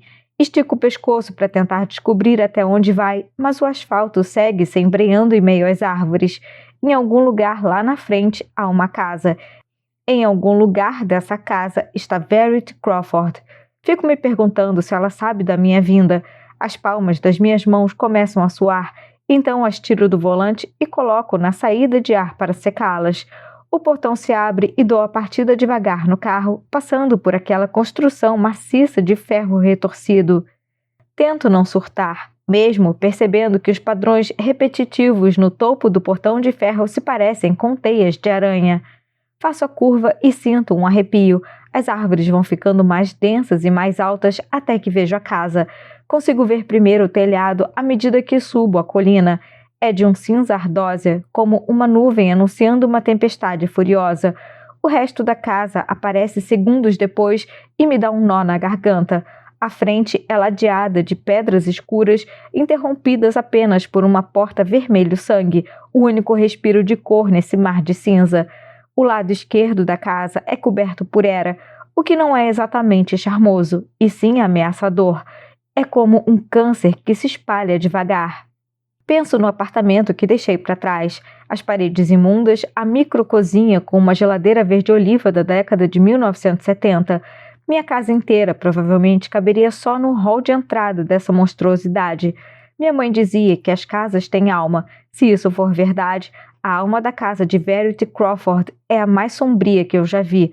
Eu investiguei a casa de Verity antes de vir, mas as imagens online de satélite não fazem jus ao lugar. De acordo com o site da corretora de imóveis que acessei, eles compraram a casa por 2,5 milhões há 5 anos. Hoje, ela já vale mais de 3 milhões. A casa é opressiva, enorme e isolada, mas não tem a atmosfera comum a outras propriedades desse calibre. Não tem aquele ar de superioridade entrando em suas paredes. Dirijo pelo acesso me perguntando onde deveria estacionar o carro. A grama é exuberante e bem cuidada e ocupa pelo menos uns 10.000 metros quadrados. O lago que fica nos fundos da casa se estende de um lado a outro da propriedade. A vista das montanhas verdes é tão linda e viva que é difícil acreditar na enorme tragédia que se abateu sobre os donos daquela casa. Suspiro de alívio ao notar uma área de estacionamento ao lado da garagem. Manobro o carro ali e desligo o motor. Meu carro não combina nem um pouco com a casa. Não acredito que escolhi o carro mais barato possível para alugar. $30 por dia. Duvido que Verity tenha se sentado no banco de um Kia Soul alguma vez na vida. A reportagem que li sobre seu acidente dizia que ela dirigia um Range Rover. Meu celular está no banco do carona e me viro para pegá-lo e avisar a Corey que cheguei. Quando volto para abrir a maçaneta do lado do motorista, quase caio dura e fico colada no banco. Olho para fora da janela. Merda! Que porra é essa? Levo a mão ao peito para conferir se o meu coração ainda está batendo e olho de volta para o rosto que me encara da janela. Quando vejo que é apenas uma criança, coloco a mão na boca torcendo para que ele já tenha ouvido algum palavrão na vida. Ele não ri, só fica me olhando, o que é ainda mais assustador do que se tivesse vindo me dar um susto de propósito. Ele é a versão miniatura de Jeremy, a mesma boca, os mesmos olhos verdes. Li em alguma das matérias que Verity e Jeremy tinham 3 filhos. Esse deve ser o mais novo. Abro a porta e ele dá um passo para trás enquanto saio do carro. Oi? Digo, mas ele não responde. Você mora aqui? Moro. Olho para casa atrás dele, imaginando como deve ser para uma criança crescer num lugar desses. Deve ser legal, murmuro. Antes era. Ele se vira e começa a andar pela entrada em direção à porta da casa. Na hora, me sinto péssima por ele. Acho que não pensei muito sobre a situação da família. Esse menininho, que não tem mais do que 5 anos, perdeu as 2 irmãs e vai saber o que esse luto pode ter causado à sua mãe. No caso de Jeremy, era muito evidente. Deixo para pegar a mala depois, fecho a porta do carro e sigo o garotinho. Estou a poucos metros dele quando ele abre a porta, entra na casa e fecha a porta na minha cara. Espero um pouco, talvez ele só esteja brincando. Mas vejo pelo vidro da porta que ele continua andando para dentro da casa sem nenhuma menção de voltar e me deixar entrar. Não quero chamá-lo de babaca, é só uma criança e já passou por muita coisa, mas talvez ele seja um babaquinha. Toco a campainha e espero. E espero. E espero. Toco novamente, mas ninguém responde. Jeremy me mandou seu telefone por e-mail, então envio uma mensagem. Aqui é Lowen. Estou na porta da sua casa. Mando a mensagem e espero. Segundos depois, ouço passos descendo as escadas. Pelo vidro vejo a sombra de Jeremy aumentando à medida que chega perto da porta. Logo antes de abrir, percebo que ele para e respira. Não sei porquê, mas essa pausa me dá a impressão de que não sou a única que está nervosa com toda essa situação. Engraçado que o desconforto dele me deixa mais confortável. Acho que não deveria ser assim. Jeremy abre a porta e, embora seja o mesmo cara que conheci há alguns dias, ele está diferente. Sem terno e gravata, sem ar misterioso. Está de calça de moletom, uma camiseta azul da Banana Fish. Está de meias, sem sapatos. Olá. Não estou gostando nada desse arrepio que estou sentindo agora. Ignoro e dou um sorriso para ele. Oi? Ele olha para mim por um segundo e dá um passo para trás, abrindo a porta e me convidando a entrar. Desculpa, estava lá em cima. Pedi ao Crew para abrir a porta, mas acho que ele não ouviu. Dou um passo em direção ao hall de entrada. Trouxe mala? Pergunta Jeremy. Sim, tá no banco de trás do carro, mas posso pegar depois. Digo, virando para encará-lo. O carro está destrancado? Faço que sim com a cabeça. Volto já. Ele calça um par de sapatos que estava ao lado da porta e sai. Dou uma olhada em volta. Não é muito diferente das fotos que vi. É estranho já conhecer todos os cômodos da casa, graças ao site da corretora de imóveis. Tenho a impressão de que já sei me locomover aqui, embora só tenha andado cerca de 1,5 metros para dentro da casa. À direita fica a cozinha, à esquerda a sala de estar. São separadas por um corredor com uma escada que leva ao segundo andar. Nas fotos, a cozinha estava toda decorada com armários de madeira escura, mas foi reformada. Foram substituídos em sua maioria por prateleiras e armários de madeira mais clara acima da bancada. Há 2 fornos e uma geladeira com porta de vidro. Olho para ela de longe quando o garotinho aparece descendo as escadas. Ele passa por mim, abre a geladeira e pega uma garrafa de refrigerante. Fico olhando enquanto ele se esforça para abrir a tampa. Quer que eu abra para você? Quero, por favor. Responde-me olhando com aqueles olhos grandes e verdes.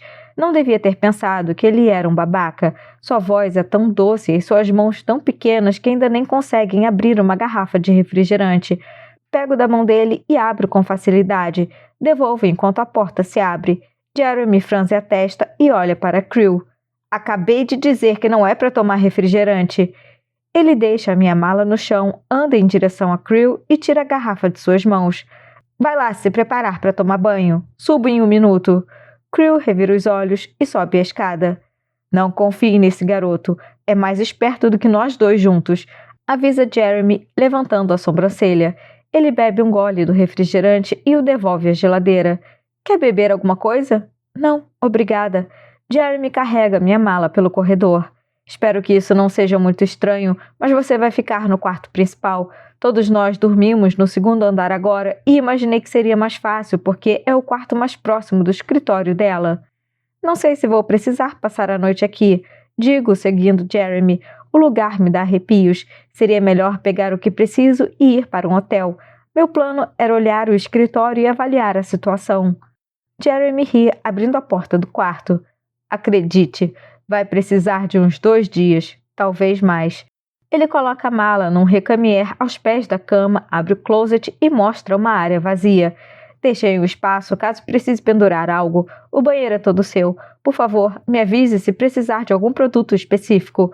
Com certeza temos em casa. Obrigada. Olho em volta e é tudo tão bizarro, principalmente porque vou dormir na cama deles. Meus olhos se voltam para a cabeceira, especificamente para as marcas de dentes no topo da cabeceira. Imediatamente desvio o olhar antes que Jeremy perceba. Ele vai ver na minha cara que estou imaginando qual dos 2 teve que morder a cabeceira para não gritar durante o sexo. Será que já tive transas tão intensas assim? Precisa de um pouquinho de privacidade aqui ou quer ver logo o resto da casa? Vamos lá, digo seguindo-o pelo corredor. Paro para olhar a porta do quarto. Essa porta tranca?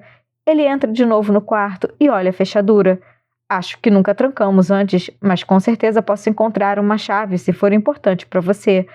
Não durmo num quarto sem chave desde que tinha 10 anos de idade. Quero implorar por uma chave, mas ao mesmo tempo não quero incomodar ainda mais. Não precisa, tudo bem. Ele larga a porta, mas antes de voltar ao corredor, pergunta: antes de irmos lá em cima, já sabe qual pseudônimo vai usar para escrever a série? Não pensei nisso desde que a Patent Press concordou com as condições que Jeremy me sugeriu. Ainda não pensei nisso, digo, encolhendo os ombros. Queria te apresentar à enfermeira de Verity usando seu pseudônimo. Assim ninguém vai poder ligar você à série se não quiser. Seu estado é tão grave que precisa de uma enfermeira. Está bem, acho que... Não tenho ideia de que nome usar. Qual é o nome da rua onde morava quando era criança? Pergunta Jeremy. Laura Lane. E qual é o nome do seu primeiro bicho de estimação? Chase. Era um Yorkshire. Laura Chase. Gostei. Balanço a cabeça, reconhecendo o padrão de perguntas das brincadeirinhas do Facebook. Não é assim que as pessoas descobrem qual seria seu nome de atriz pornô? Ele ri. Atriz pornô, pseudônimo, funciona para tudo. Venha conhecer Verity primeiro e depois te levo ao escritório. Jeremy sobe a escada 2 degraus de cada vez. Há um elevador que parece recém-instalado logo depois da cozinha. Verity deve estar numa cadeira de rodas agora. Nossa, coitada dessa mulher. Jeremy me aguarda no topo da escada. O corredor faz uma bifurcação e há 3 portas de um lado e 2 do outro. Ele vira à esquerda. Esse é o quarto do Crew, explica apontando o primeiro cômodo. Eu durmo nesse quarto aqui. Aponta para a porta ao lado. Em frente a esses 2 há um terceiro quarto. A porta está fechada, então ele bate gentilmente e abre. Não sei bem o que estava esperando, mas certamente não era isso. Ela está deitada na cama, olhando para o teto, o cabelo loiro espalhado pelo travesseiro. Uma enfermeira de jaleco azul está na base da cama, vestindo meia em seus pés. Crew está deitado ao lado de Verity na cama, segurando o iPad. Os olhos de Verity são vagos e não se dão conta do que acontece em volta. Ela não percebe a presença da enfermeira, nem a minha, ou a de Crew, nem a presença de Jeremy enquanto ele se inclina e tira os cabelos da sua testa. Ela pisca, mas não há nada ali. Não reconhece o homem carinhoso com quem teve 3 filhos. Tento esconder o arrepio que se espalha por meus braços. A enfermeira se dirige a Jeremy. Ela parecia cansada, então achei melhor colocá-la na cama cedo hoje. Explica e a cobre com o cobertor. Jeremy vai até a janela e fecha as cortinas. Ela já tomou os remédios depois do jantar? A enfermeira levanta os pés de Verity, ajeitando o cobertor por baixo deles. Sim, está tudo certo até meia-noite. Ela é mais velha do que Jeremy, talvez uns 50 e poucos anos, com cabelo curto e ruivo. Olha para mim e depois para ele, esperando ser apresentada. Jeremy balança a cabeça como se tivesse se esquecido da minha presença. Essa é Laura Chase, a autora de quem falei antes. Laura, essa é April, a enfermeira de Verity. Aperto a mão de April e posso senti-la me julgando enquanto me olha de cima a baixo. Achei que você seria mais velha, diz. Como responder a isso? Pelo jeito que ela me olha, o comentário parece uma alfinetada ou uma acusação. Ignoro e sorrio. Prazer em conhecê-la, April. O prazer é meu. Ela pega a bolsa no aparador e se dirige a Jeremy. Vejo você de manhã. Tem tudo para ser uma noite tranquila. Ela dá um pequeno beliscão na coxa de Crew, que ri e se encolhe. Dou espaço para ela sair do quarto. Olho para a cama. Os olhos de Verity ainda estão abertos, mas não olham para nada. Não sei se ela percebe que a enfermeira saiu. Ela percebe alguma coisa? Sinto muito por Crew, por Jeremy e por Verity. Não sei se eu ia querer viver nessas condições. E saber que Jeremy está preso a essa vida é tudo muito deprimente. A casa, as tragédias no passado da família, as dificuldades do presente. Crew, não me obrigue a fazer isso. Já disse para ir tomar banho. Crew olha para Jeremy e sorri, mas não sai da cama. Vou contar até 3. Crew larga o iPad, mas continua a desafiar Jeremy. 1, 2... E então, ao chegar ao 3, Jeremy se joga sobre Crew, agarra seus tornozelos e o levanta pelo pé. É noite de ficar de cabeça para baixo. Crew está gargalhando e se contorcendo. De novo não! Jeremy olha para mim. Laura, quantos segundos uma criança consegue ficar de cabeça para baixo antes que o cérebro vire ao contrário e ela comece a falar de trás para frente? Eu rio da interação dos dois. Ouvi falar que são 20 segundos, mas podem ser 15. Não, papai, vou tomar banho. Não quero que meu cérebro vire ao contrário. E vai lavar as orelhas? Porque, pelo visto, elas não estavam funcionando quando eu disse para tomar banho. Eu juro! Jeremy o coloca por cima do ombro, virando de cabeça para cima antes de voltar ao chão. Mexe no cabelo do menino. Vai logo! Creel corre para o outro lado do corredor e entra no quarto. Vê a interação dos dois, faz a casa parecer um pouco mais acolhedora. Ele é fofo. Quantos anos tem? Ele tem 5. Jeremy vai até a lateral da cama de hospital, onde Verity está, e levanta um pouco o encosto, pega o controle remoto e liga a TV. Saímos do quarto e ele fecha a porta com cuidado. Já estou no meio do corredor quando ele me olha e coloca as mãos nos bolsos da calça de moletom cinza. Parece que quer falar mais, explicar mais, mas não o faz. Dá um suspiro e olha de volta para o quarto de Verity. Creel estava com medo de dormir no andar de cima sozinho. Está lidando bem com tudo, mas as noites são mais difíceis. Ele queria ficar mais perto dela, mas não queria dormir lá embaixo. Então viemos os dois aqui para cima. Ou seja, o primeiro andar é todo seu à noite. Explica e apaga a luz do corredor. Quer ver o escritório? Claro. Voltamos ao primeiro andar e chegamos à porta dupla logo na base da escada. Ele empurra uma das portas e revela o lado mais íntimo da esposa, o escritório dela. Ao entrar, sinto como se estivesse remexendo sua gaveta de calcinhas. Do chão ao teto, há prateleiras lotadas de livros. Caixas de papel estão empilhadas nas paredes. A escrivaninha, meu Deus, a escrivaninha! Vai de um lado ao outro da parede com uma enorme janela de onde dá para ver todo o jardim. Não há 1 centímetro da mesa que não esteja tomada por papéis e arquivos. Ela não é a pessoa mais organizada do mundo. Sorrio, reconhecendo nossa afinidade. A maioria dos escritores não é. Vai demorar. Eu mesmo tentaria organizar, mas é como se fosse grego para mim. Passo as mãos sobre os livros em uma das prateleiras próximas. São edições estrangeiras dos romances dela. Pego uma edição alemã e examino. Ela tem um laptop e um computador de mesa. Anotei as senhas para você. Ele pega um caderno ao lado do computador. Ela estava sempre fazendo anotações, escrevendo pensamentos. Anotava as ideias até em guardanapos. Escrevia diálogos em cadernos à prova d'água no banho. Conta Jeremy, devolvendo o caderno à escrivaninha. Uma vez usou um marcador para escrever nomes de personagens na fralda de Creel. Estávamos no zoológico e ela estava sem papel. Ele dá uma volta completa, olhando o escritório como se não viesse aqui há algum tempo. O mundo inteiro era seu caderno. Nenhuma superfície estava a salvo.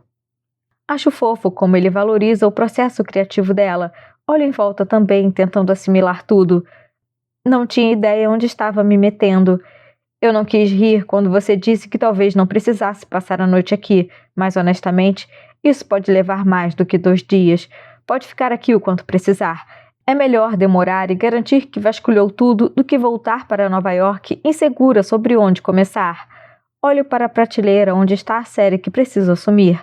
São 9 livros no total. 6 já foram publicados e 3 ainda precisam ser entregues. O título da série é As Virtudes Nobres e cada livro é uma virtude diferente. Os 3 que cabem a mim são coragem, verdade e honra. Os 6 livros estão na prateleira e fico feliz em ver cópias extras. Pego uma edição do 2º livro e começo a folhear. Você já leu a série? Faço que não com a cabeça. Não quero dizer que ouvi o audiolivro. Ele pode me fazer perguntas. Ainda não. Não tive tempo entre assinar o contrato e vir para cá. Respondo e coloco de volta na prateleira. E qual é o seu favorito?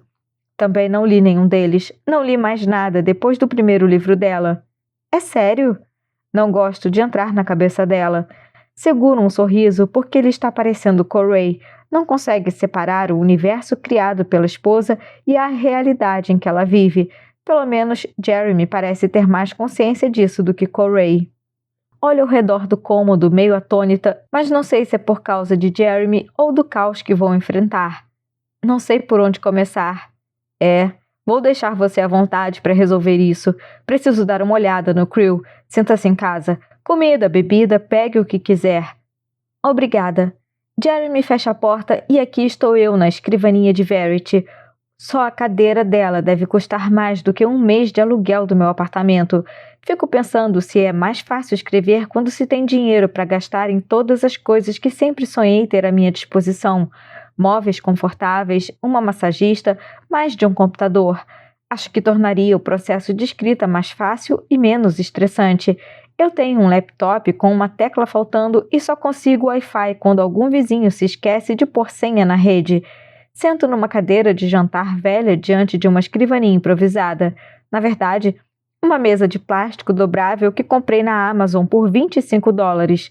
Na maior parte do tempo não tenho dinheiro nem para comprar tinta e papel para a impressora. Os dias que passarei aqui vão servir para testar minha teoria. Quanto mais rico se é, mais criativo você pode ser. Pego o 2º livro da série. Abro com a intenção apenas de dar uma olhada. Quero ver como ela continuou a história após o fim do 1º livro. 3 horas se passaram e continuo lendo. Não saí do lugar nenhuma vez. Capítulo atrás de capítulo com intrigas e personagens perturbados. Personagens muito perturbados. Vai levar um tempo para entrar nesse estado de espírito e começar a escrever. Não é à toa que Jeremy não quer ler os livros. Todos são escritos do ponto de vista do vilão. O que é novidade para mim. Eu realmente devia ter lido tudo antes de vir. Levanto para esticar as costas, mas elas não estão doendo. Essa cadeira é o móvel mais confortável em que minha bunda já encostou na vida. Olho em volta pensando se devo começar com os arquivos de computador ou os impressos. Decido começar pelo computador. Vasculho diversos arquivos no Word. Tudo tem a ver com o que ela já escreveu. Não estou pensando nesses ainda. Quero encontrar os planos para os livros futuros. A maior parte dos arquivos do laptop está no computador de mesa também. Talvez ela seja aquele tipo de autora que escreve todas as ideias à mão. Volto a minha atenção às pilhas de caixas na parede próxima ao closet. Está tudo coberto por uma fina camada de poeira. Vasculho diversas caixas. Há manuscritos em diversos estágios do processo de escrita, mas todos são versões dos 6 livros da série que ela já escreveu. Não há nada que indique o que ela estava planejando escrever a seguir. Estou na 6ª caixa, esquadrinhando todo o seu conteúdo, até que encontro algo com um título diferente. Chama-se Assim Seja. Folheio as primeiras páginas, torcendo para ser um rascunho do 7º livro da série, mas quase imediatamente vejo que não é. É algo mais pessoal. Volto à primeira página do 1º capítulo e começo a ler. Às vezes penso na noite em que conheci Jeremy e me pergunto: se não tivéssemos cruzado nossos olhares, minha vida teria terminado do mesmo jeito? Assim que vejo o nome de Jeremy, dou uma olhada no resto da página. É uma autobiografia. Não é nada do que eu estava procurando. Uma autobiografia não é o que a editora está me pagando para escrever, então eu devia deixar para lá. Mas dou uma olhada para ver se a porta está mesmo fechada, porque estou curiosa. E ler um pouco desse texto pode ser considerado uma espécie de pesquisa. Preciso saber como a mente de Verity funciona para entendê-la como escritora. Essa é a minha desculpa. Levo o manuscrito para o sofá, me aninho por ali e começo a ler. Assim Seja, de Verity Crawford. Nota da autora. O aspecto que mais abomino nas narrativas autobiográficas são as reflexões falsas que aparecem a cada frase. Um escritor não deveria se atrever a escrever sobre si mesmo a menos que esteja disposto a remover todas as camadas de proteção que separam sua alma do livro. As palavras precisam vir do fundo das vísceras, abrindo espaço entre a carne e os ossos. Feias, sinceras, sangrentas, talvez até um pouco assustadoras, mas completamente expostas. Uma autobiografia que tem a intenção de fazer o leitor gostar do autor não é uma autobiografia de verdade. É impossível gostar das vísceras de alguém. Depois de ler uma autobiografia, o leitor deveria sentir, pelo menos, uma antipatia incômoda pelo autor. É o que farei aqui. O que você vai ler às vezes terá um gosto tão ruim que terá vontade de cuspir, mas vai engolir essas palavras a ponto de elas fazerem parte de você, das suas vísceras, a ponto delas te machucarem. E mesmo com esse meu aviso generoso, vai continuar ingerindo minhas palavras, porque esse é você, humano, curioso. Pode continuar. Capítulo 1. Encontre o que você ama e deixe que te mate. Charles Bukowski. Às vezes penso na noite em que conheci Jeremy e me pergunto, se não tivéssemos cruzado nossos olhares, minha vida teria terminado do mesmo jeito? Desde o início estava destinada a ter um fim tão trágico? Ou meu fim trágico é consequência das escolhas erradas e não do destino? Claro, o fim trágico ainda não chegou, ou eu não estaria aqui contando o que levou a ele, mas está a caminho. Posso pressenti-lo da mesma maneira que pressenti a morte de Chastain. E assim como aceitei o destino dela, estou pronta para aceitar o meu. Não diria que estava perdida antes da noite em que conheci Jeremy, mas certamente nunca havia sido descoberta até o momento em que ele pôs os olhos em mim. Já tinha tido namorados antes, até mesmo transas casuais de uma noite, mas até aquele momento nunca estive perto de imaginar uma vida com alguém. Quando o vi, consegui visualizar nossa primeira noite juntos, nosso casamento, a lua de mel, os filhos. Até aquele momento, toda a ideia do amor sempre me parecera muito artificial, uma estratégia da Walmart, um esquema criado para empresas de cartões de presente. Eu não tinha qualquer interesse no amor. Meu único objetivo naquela noite era encher a cara de graça e encontrar um investidor rico para trepar. Depois de entornar 3 Moscow Mules, eu já estava a meio caminho dessa missão.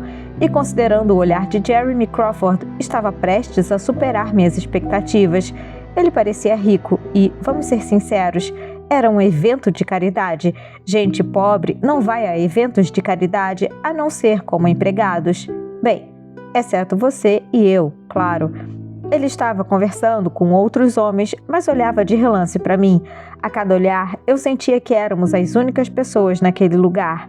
De vez em quando, me lançava um sorriso. É claro, eu estava com meu vestido vermelho naquela noite, aquele que roubei da Macy's. Não me julgue, eu era uma artista miserável e ele era muito caro.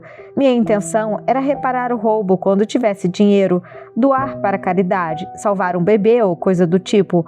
O lado bom de pecar é que não precisa se redimir imediatamente, e aquele vestido era perfeito demais para deixar passar. Era um vestido bom para trepar, o tipo de vestido que não atrapalha em nada quando um homem quer abrir suas pernas. Mulheres costumam cometer um erro ao escolher roupas para eventos desse tipo. Não pensam com a cabeça dos homens. Querem que seus peitos estejam bonitos, suas curvas estejam destacadas, mesmo que isso signifique passar a noite inteira desconfortável ou usar uma roupa impossível de tirar.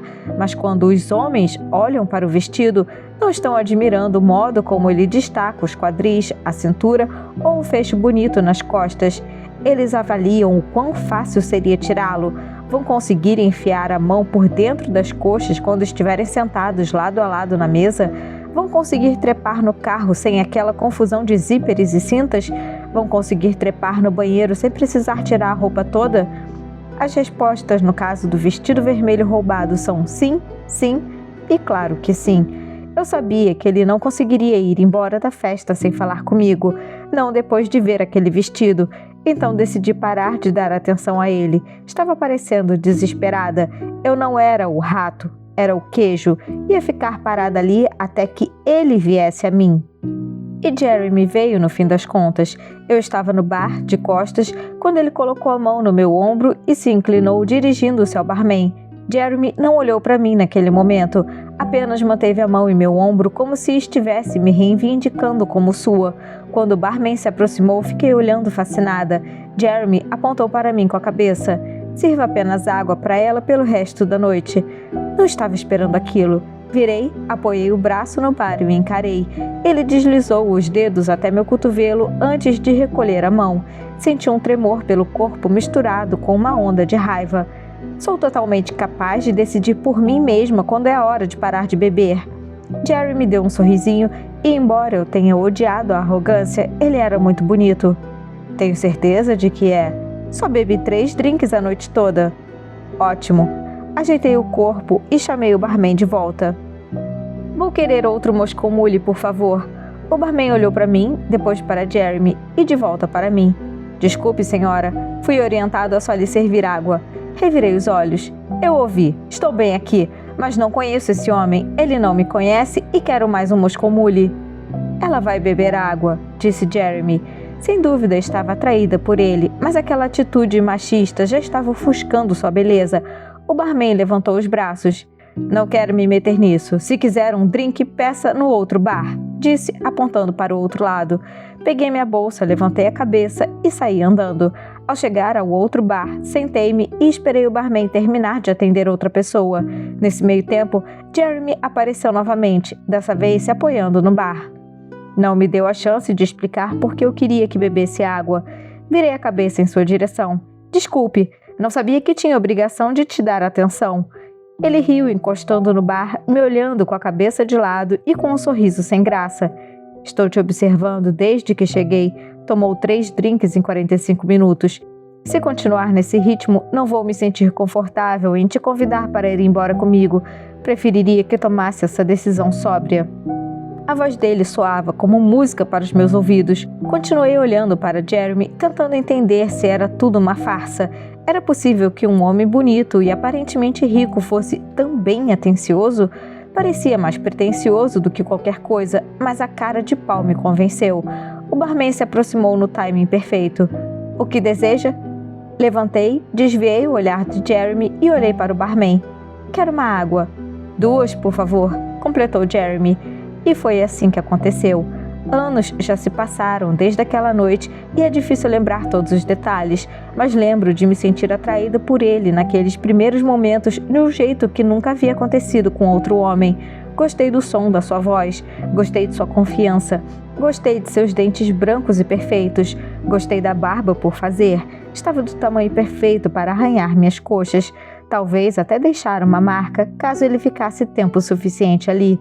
Gostei que não tivesse pudores em me tocar e, como em todas as vezes, o roçar de seus dedos fazia minha pele formigar. Depois que terminamos de beber nossas águas, Jeremy me conduziu para a saída, sua mão na base das minhas costas, seus dedos acariciando meu vestido.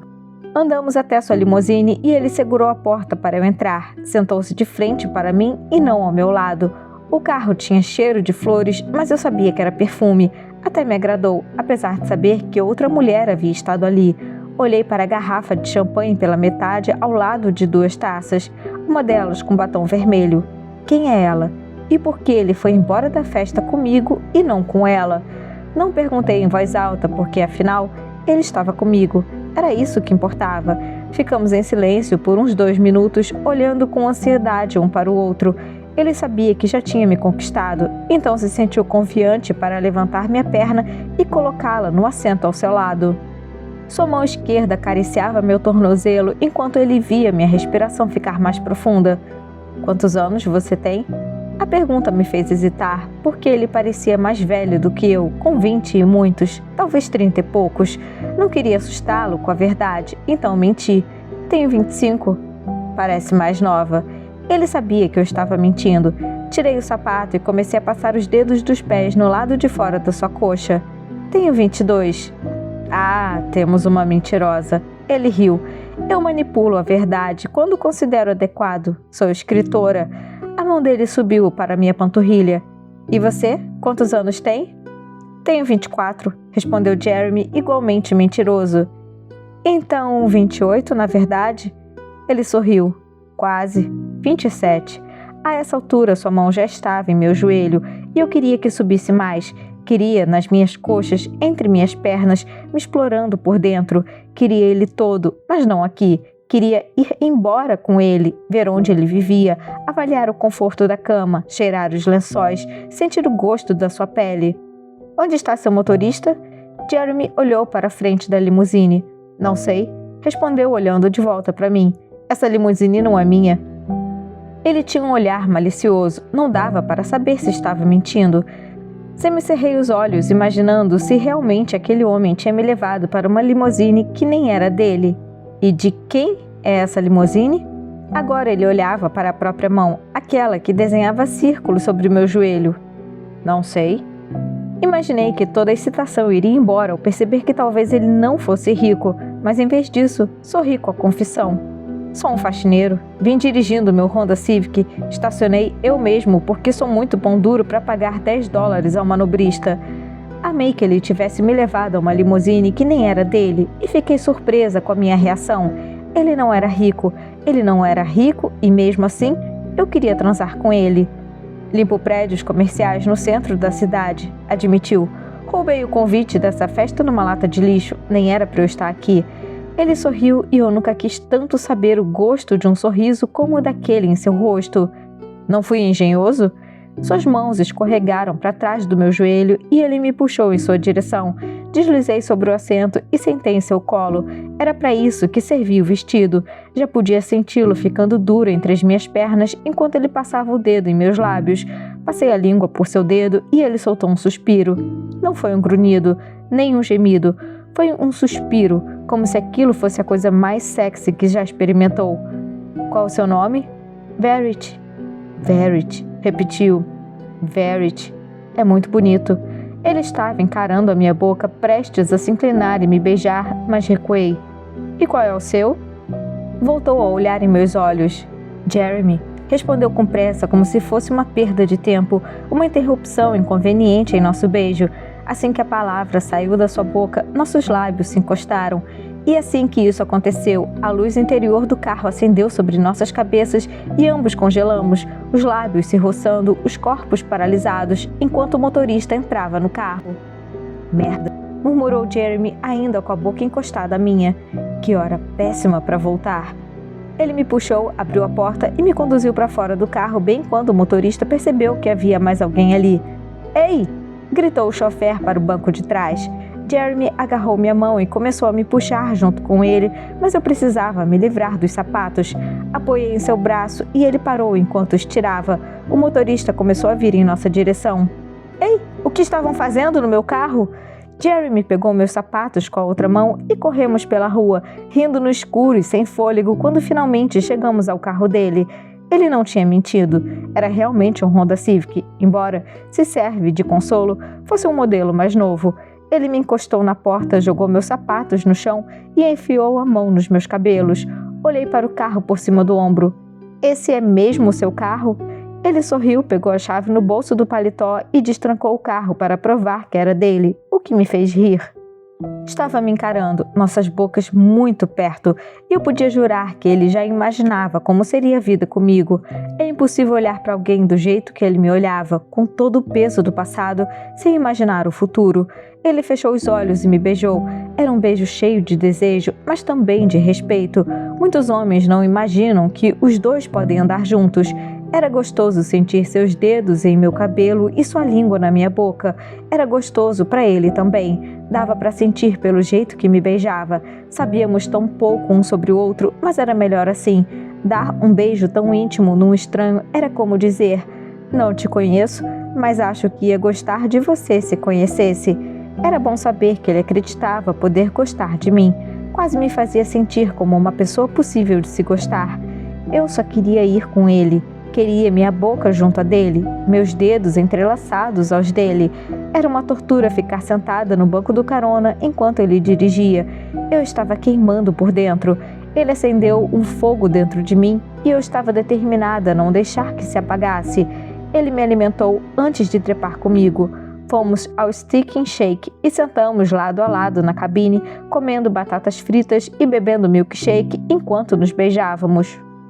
O restaurante estava vazio. Ficamos numa cabine afastada, no canto, então ninguém percebeu quando ele deslizou a mão pela minha coxa e se perdeu no meio das minhas pernas. Ninguém ouviu quando gemi. Ninguém se deu conta também quando ele tirou a mão e sussurrou que não ia me fazer gozar no Steak and Shake. Eu não teria me incomodado. Vamos para a sua cama, então. E fomos. A cama dele ficava no meio de um conjugado no Brooklyn. Jeremy não era rico. Ele mal podia pagar o lanche no Steak and Shake, mas eu não estava nem aí. Estava deitada em sua cama, admirando-o enquanto ele tirava a roupa, quando percebi que estava prestes a fazer amor pela primeira vez. Já fizera sexo antes, mas sempre apenas com meu corpo. Dessa vez estava usando bem mais do que meu corpo. Meu coração parecia preenchido, ou algo assim, não sei. Com os homens que vieram antes de Jeremy, meu coração estava sempre vazio. É incrível como o sexo é diferente quando se usa mais do que o corpo. Estava ali com meu coração, minhas vísceras, minha mente, minha esperança. Estava entregue à paixão naquele momento. Não necessariamente me apaixonei, apenas me joguei. Era como se estivesse à beira de um penhasco durante toda a minha vida e finalmente, com Jeremy, senti confiança para pular. Pela primeira vez, eu tinha certeza de que não ia cair, ia continuar voando.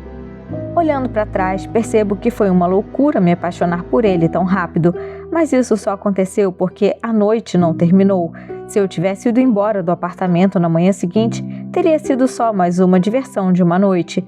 Eu não estaria lembrando tudo isso tantos anos depois, mas não fui embora na manhã seguinte. O sentimento apenas cresceu. A cada dia que passava, aquela primeira noite parecia mais legítima. Era amor à primeira vista. Você só compreende que é amor à primeira vista depois que passa tempo suficiente com a pessoa. Não saímos do apartamento dele por 3 dias. Pedimos comida chinesa, transamos. Comemos pizza, transamos. Assistimos à TV, transamos. Na segunda-feira, ligamos para os respectivos trabalhos para dizer que estávamos doentes. Na terça-feira, eu já estava obcecada por sua risada, seu pau, sua boca, suas habilidades, suas mãos, sua confiança, sua gentileza, obcecada por uma necessidade nova e intensa de agradá-lo. Precisava agradá-lo, precisava ser a razão dele sorrir, respirar, levantar da cama de manhã. E por um tempo, eu fui. Ele me amava mais do que a qualquer outra coisa. Eu era sua única razão para viver. Até o dia em que descobriu algo que era mais importante para ele do que eu.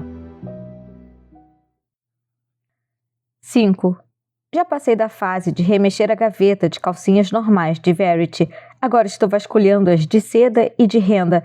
Tenho total consciência de que não deveria ler isso. Não é para isso que vim aqui, mas... Deixo o manuscrito no sofá ao meu lado e fico encarando. Tenho tantas perguntas sobre Verity, perguntas que não posso fazer a ela e que Jeremy provavelmente não me responderia. Preciso conhecê-la melhor para entender como funciona sua mente e que jeito melhor para conseguir respostas do que numa autobiografia, ainda mais uma brutalmente honesta como essa. Mas é claro que isso vai me distrair e não posso fazer isso. Estou aqui para pegar o que preciso e sair da vida dessa família. Eles já passaram por muita coisa e não precisam de uma intrusa bisbilhotando sua roupa íntima. Ando até a enorme escrivaninha e pego meu celular. Já passa das 11 da noite. Cheguei aqui por volta de 7 da noite, mas não esperava que fosse tão tarde. Não ouvi absolutamente nada fora do escritório. É como se fosse a prova de som. Bom, provavelmente é. Se eu pudesse pagar por um escritório à prova de som, eu faria isso. Estou com fome. É estranho ter fome numa casa que você não conhece bem, mas Jeremy disse para ficar à vontade, então me encaminho para a cozinha. Não chego muito longe, paro assim que abro a porta. Sem dúvida o escritório é a prova de som, ou eu teria ouvido esse barulho, vendo o andar de cima. Paro por um momento para prestar atenção e rezo para que não seja o que eu estou pensando. Ando com cuidado até a base da escada. Com certeza o barulho vem do quarto de Verity. A cama está rangendo repetidamente, como faria se um homem e uma mulher estivessem transando. Ai, meu Deus! Cubro minha boca com a mão. Não, não, não. Li uma reportagem sobre isso uma vez. Uma mulher sofreu um acidente de carro e estava em coma. Vivia numa casa de repouso e seu marido a visitava todos os dias. A equipe começou a desconfiar que ele estivesse transando com a mulher em coma e então instalaram câmeras. O homem foi preso por estupro porque não havia como a mulher dar consentimento. Assim como Verity. Eu devia fazer algo. Mas o quê? É barulhento, eu sei. Viro num sobressalto, dando de cara com Jeremy. Posso desligar se estiver incomodando. Você me assustou. Minha voz está ofegante. Dou um suspiro de alívio ao perceber que o barulho não é o que eu estava pensando. Jeremy olha para cima. É a cama de hospital. Tem um temporizador que levanta diferentes partes do colchão a cada 2 horas. É para aliviar os pontos de pressão. Posso sentir o constrangimento subindo pela minha espinha. Rezo para que ele não adivinhe meus pensamentos. Cubro meu peito com as mãos, sabendo que estou toda vermelha. Sou muito branca e sempre que fico nervosa ou constrangida, minha pele me entrega, ficando cheia de placas vermelhas. Queria afundar nesse carpete luxuoso e desaparecer. Limpou a garganta. Jura que fazem camas assim? Teria sido útil para minha mãe quando estava sob cuidados paliativos. Era um inferno movê-la sozinha. Sim, mas são absurdamente caras. Coisa de milhares de dólares por uma nova. E o seguro não cobre. Engasgo só de ouvir o preço. Estou esquentando umas sobras. Está com fome? Estava mesmo indo para a cozinha. Ele dá alguns passos para trás. É pizza. Perfeito. Odeio pizza. O micro-ondas apita bem na hora que Jeremy entra na cozinha. Ele retira o prato de pizza, me entrega e faz outro para si. Como estão as coisas lá no escritório? Tudo bem. Respondo pegando uma garrafa de água na geladeira e sentando à mesa. Mas você tinha razão, é muita coisa, vou levar uns dias. Ele encosta no balcão enquanto espera a pizza. Você trabalha melhor à noite? Sim. Fico acordada até bem tarde e durmo durante a manhã. Espero que não seja um problema. De jeito nenhum. Também sou notívago. A enfermeira de Verity vai embora no início da noite e volta às 7 da manhã. Então fico acordado até meia-noite para dar os remédios da madrugada. Quando a enfermeira chega, ela assume. Ele pega a pizza no micro-ondas e senta à minha frente. Não consigo fazer contato visual. Quando olho para ele, só penso na parte do manuscrito em que Verity fala sobre a mão entre suas pernas no stick and shake. Meu Deus, não devia ter lido aquilo. Agora vou corar todas as vezes que olhar para ele. Além disso, as mãos de Jeremy são muito bonitas, o que não ajuda em nada. Preciso mudar o rumo dos meus pensamentos. Agora! Ela alguma vez comentou sobre a série, os planos para os personagens, como pretendia terminar? Se falou, não me lembro, responde ele, olhando para o prato e movendo distraidamente um pedaço de pizza. Ela não escrevia nada há muito tempo, nem mesmo falava sobre escrever. Há quanto tempo ela sofreu o acidente? Já sei essa resposta, mas ele não precisa saber que andei investigando a família no Google. Pouco depois da morte de Harper, ela ficou em coma no hospital por um tempo, depois passou algumas semanas num centro de reabilitação intensiva. Tem poucas semanas que está em casa. Ele come mais um pedaço de pizza. Puxar o assunto faz com que eu me sinta culpada, mas ele não parece incomodado. Antes de minha mãe morrer, eu era a única que cuidava dela. Não tenho irmãos, então sei que não é fácil. Não é fácil, concorda Jeremy. Sinto muito por sua mãe, aliás. Não sei se cheguei a dizer isso quando me contou no banheiro da cafeteria. Sorrio para ele, mas não digo muito mais sobre o assunto. Não quero que ele pergunte sobre ela. Quero manter o foco nele e em Verity. Minha mente continua voltando ao manuscrito porque, embora eu não saiba quase nada sobre esse homem, é quase como se o conhecesse bem. No mínimo conheço a forma como Verity o descreve. Estou curiosa para saber como era o casamento dos dois e por que ela terminou o primeiro capítulo com aquela frase até o dia que descobriu algo que era mais importante para ele do que eu. É uma frase alarmante, como se estivesse prestes a revelar, no próximo capítulo, um segredo terrível e obscuro sobre esse homem. Ou talvez seja apenas uma estratégia narrativa e ela vai dizer que ele é um santo e amava mais os filhos do que ela.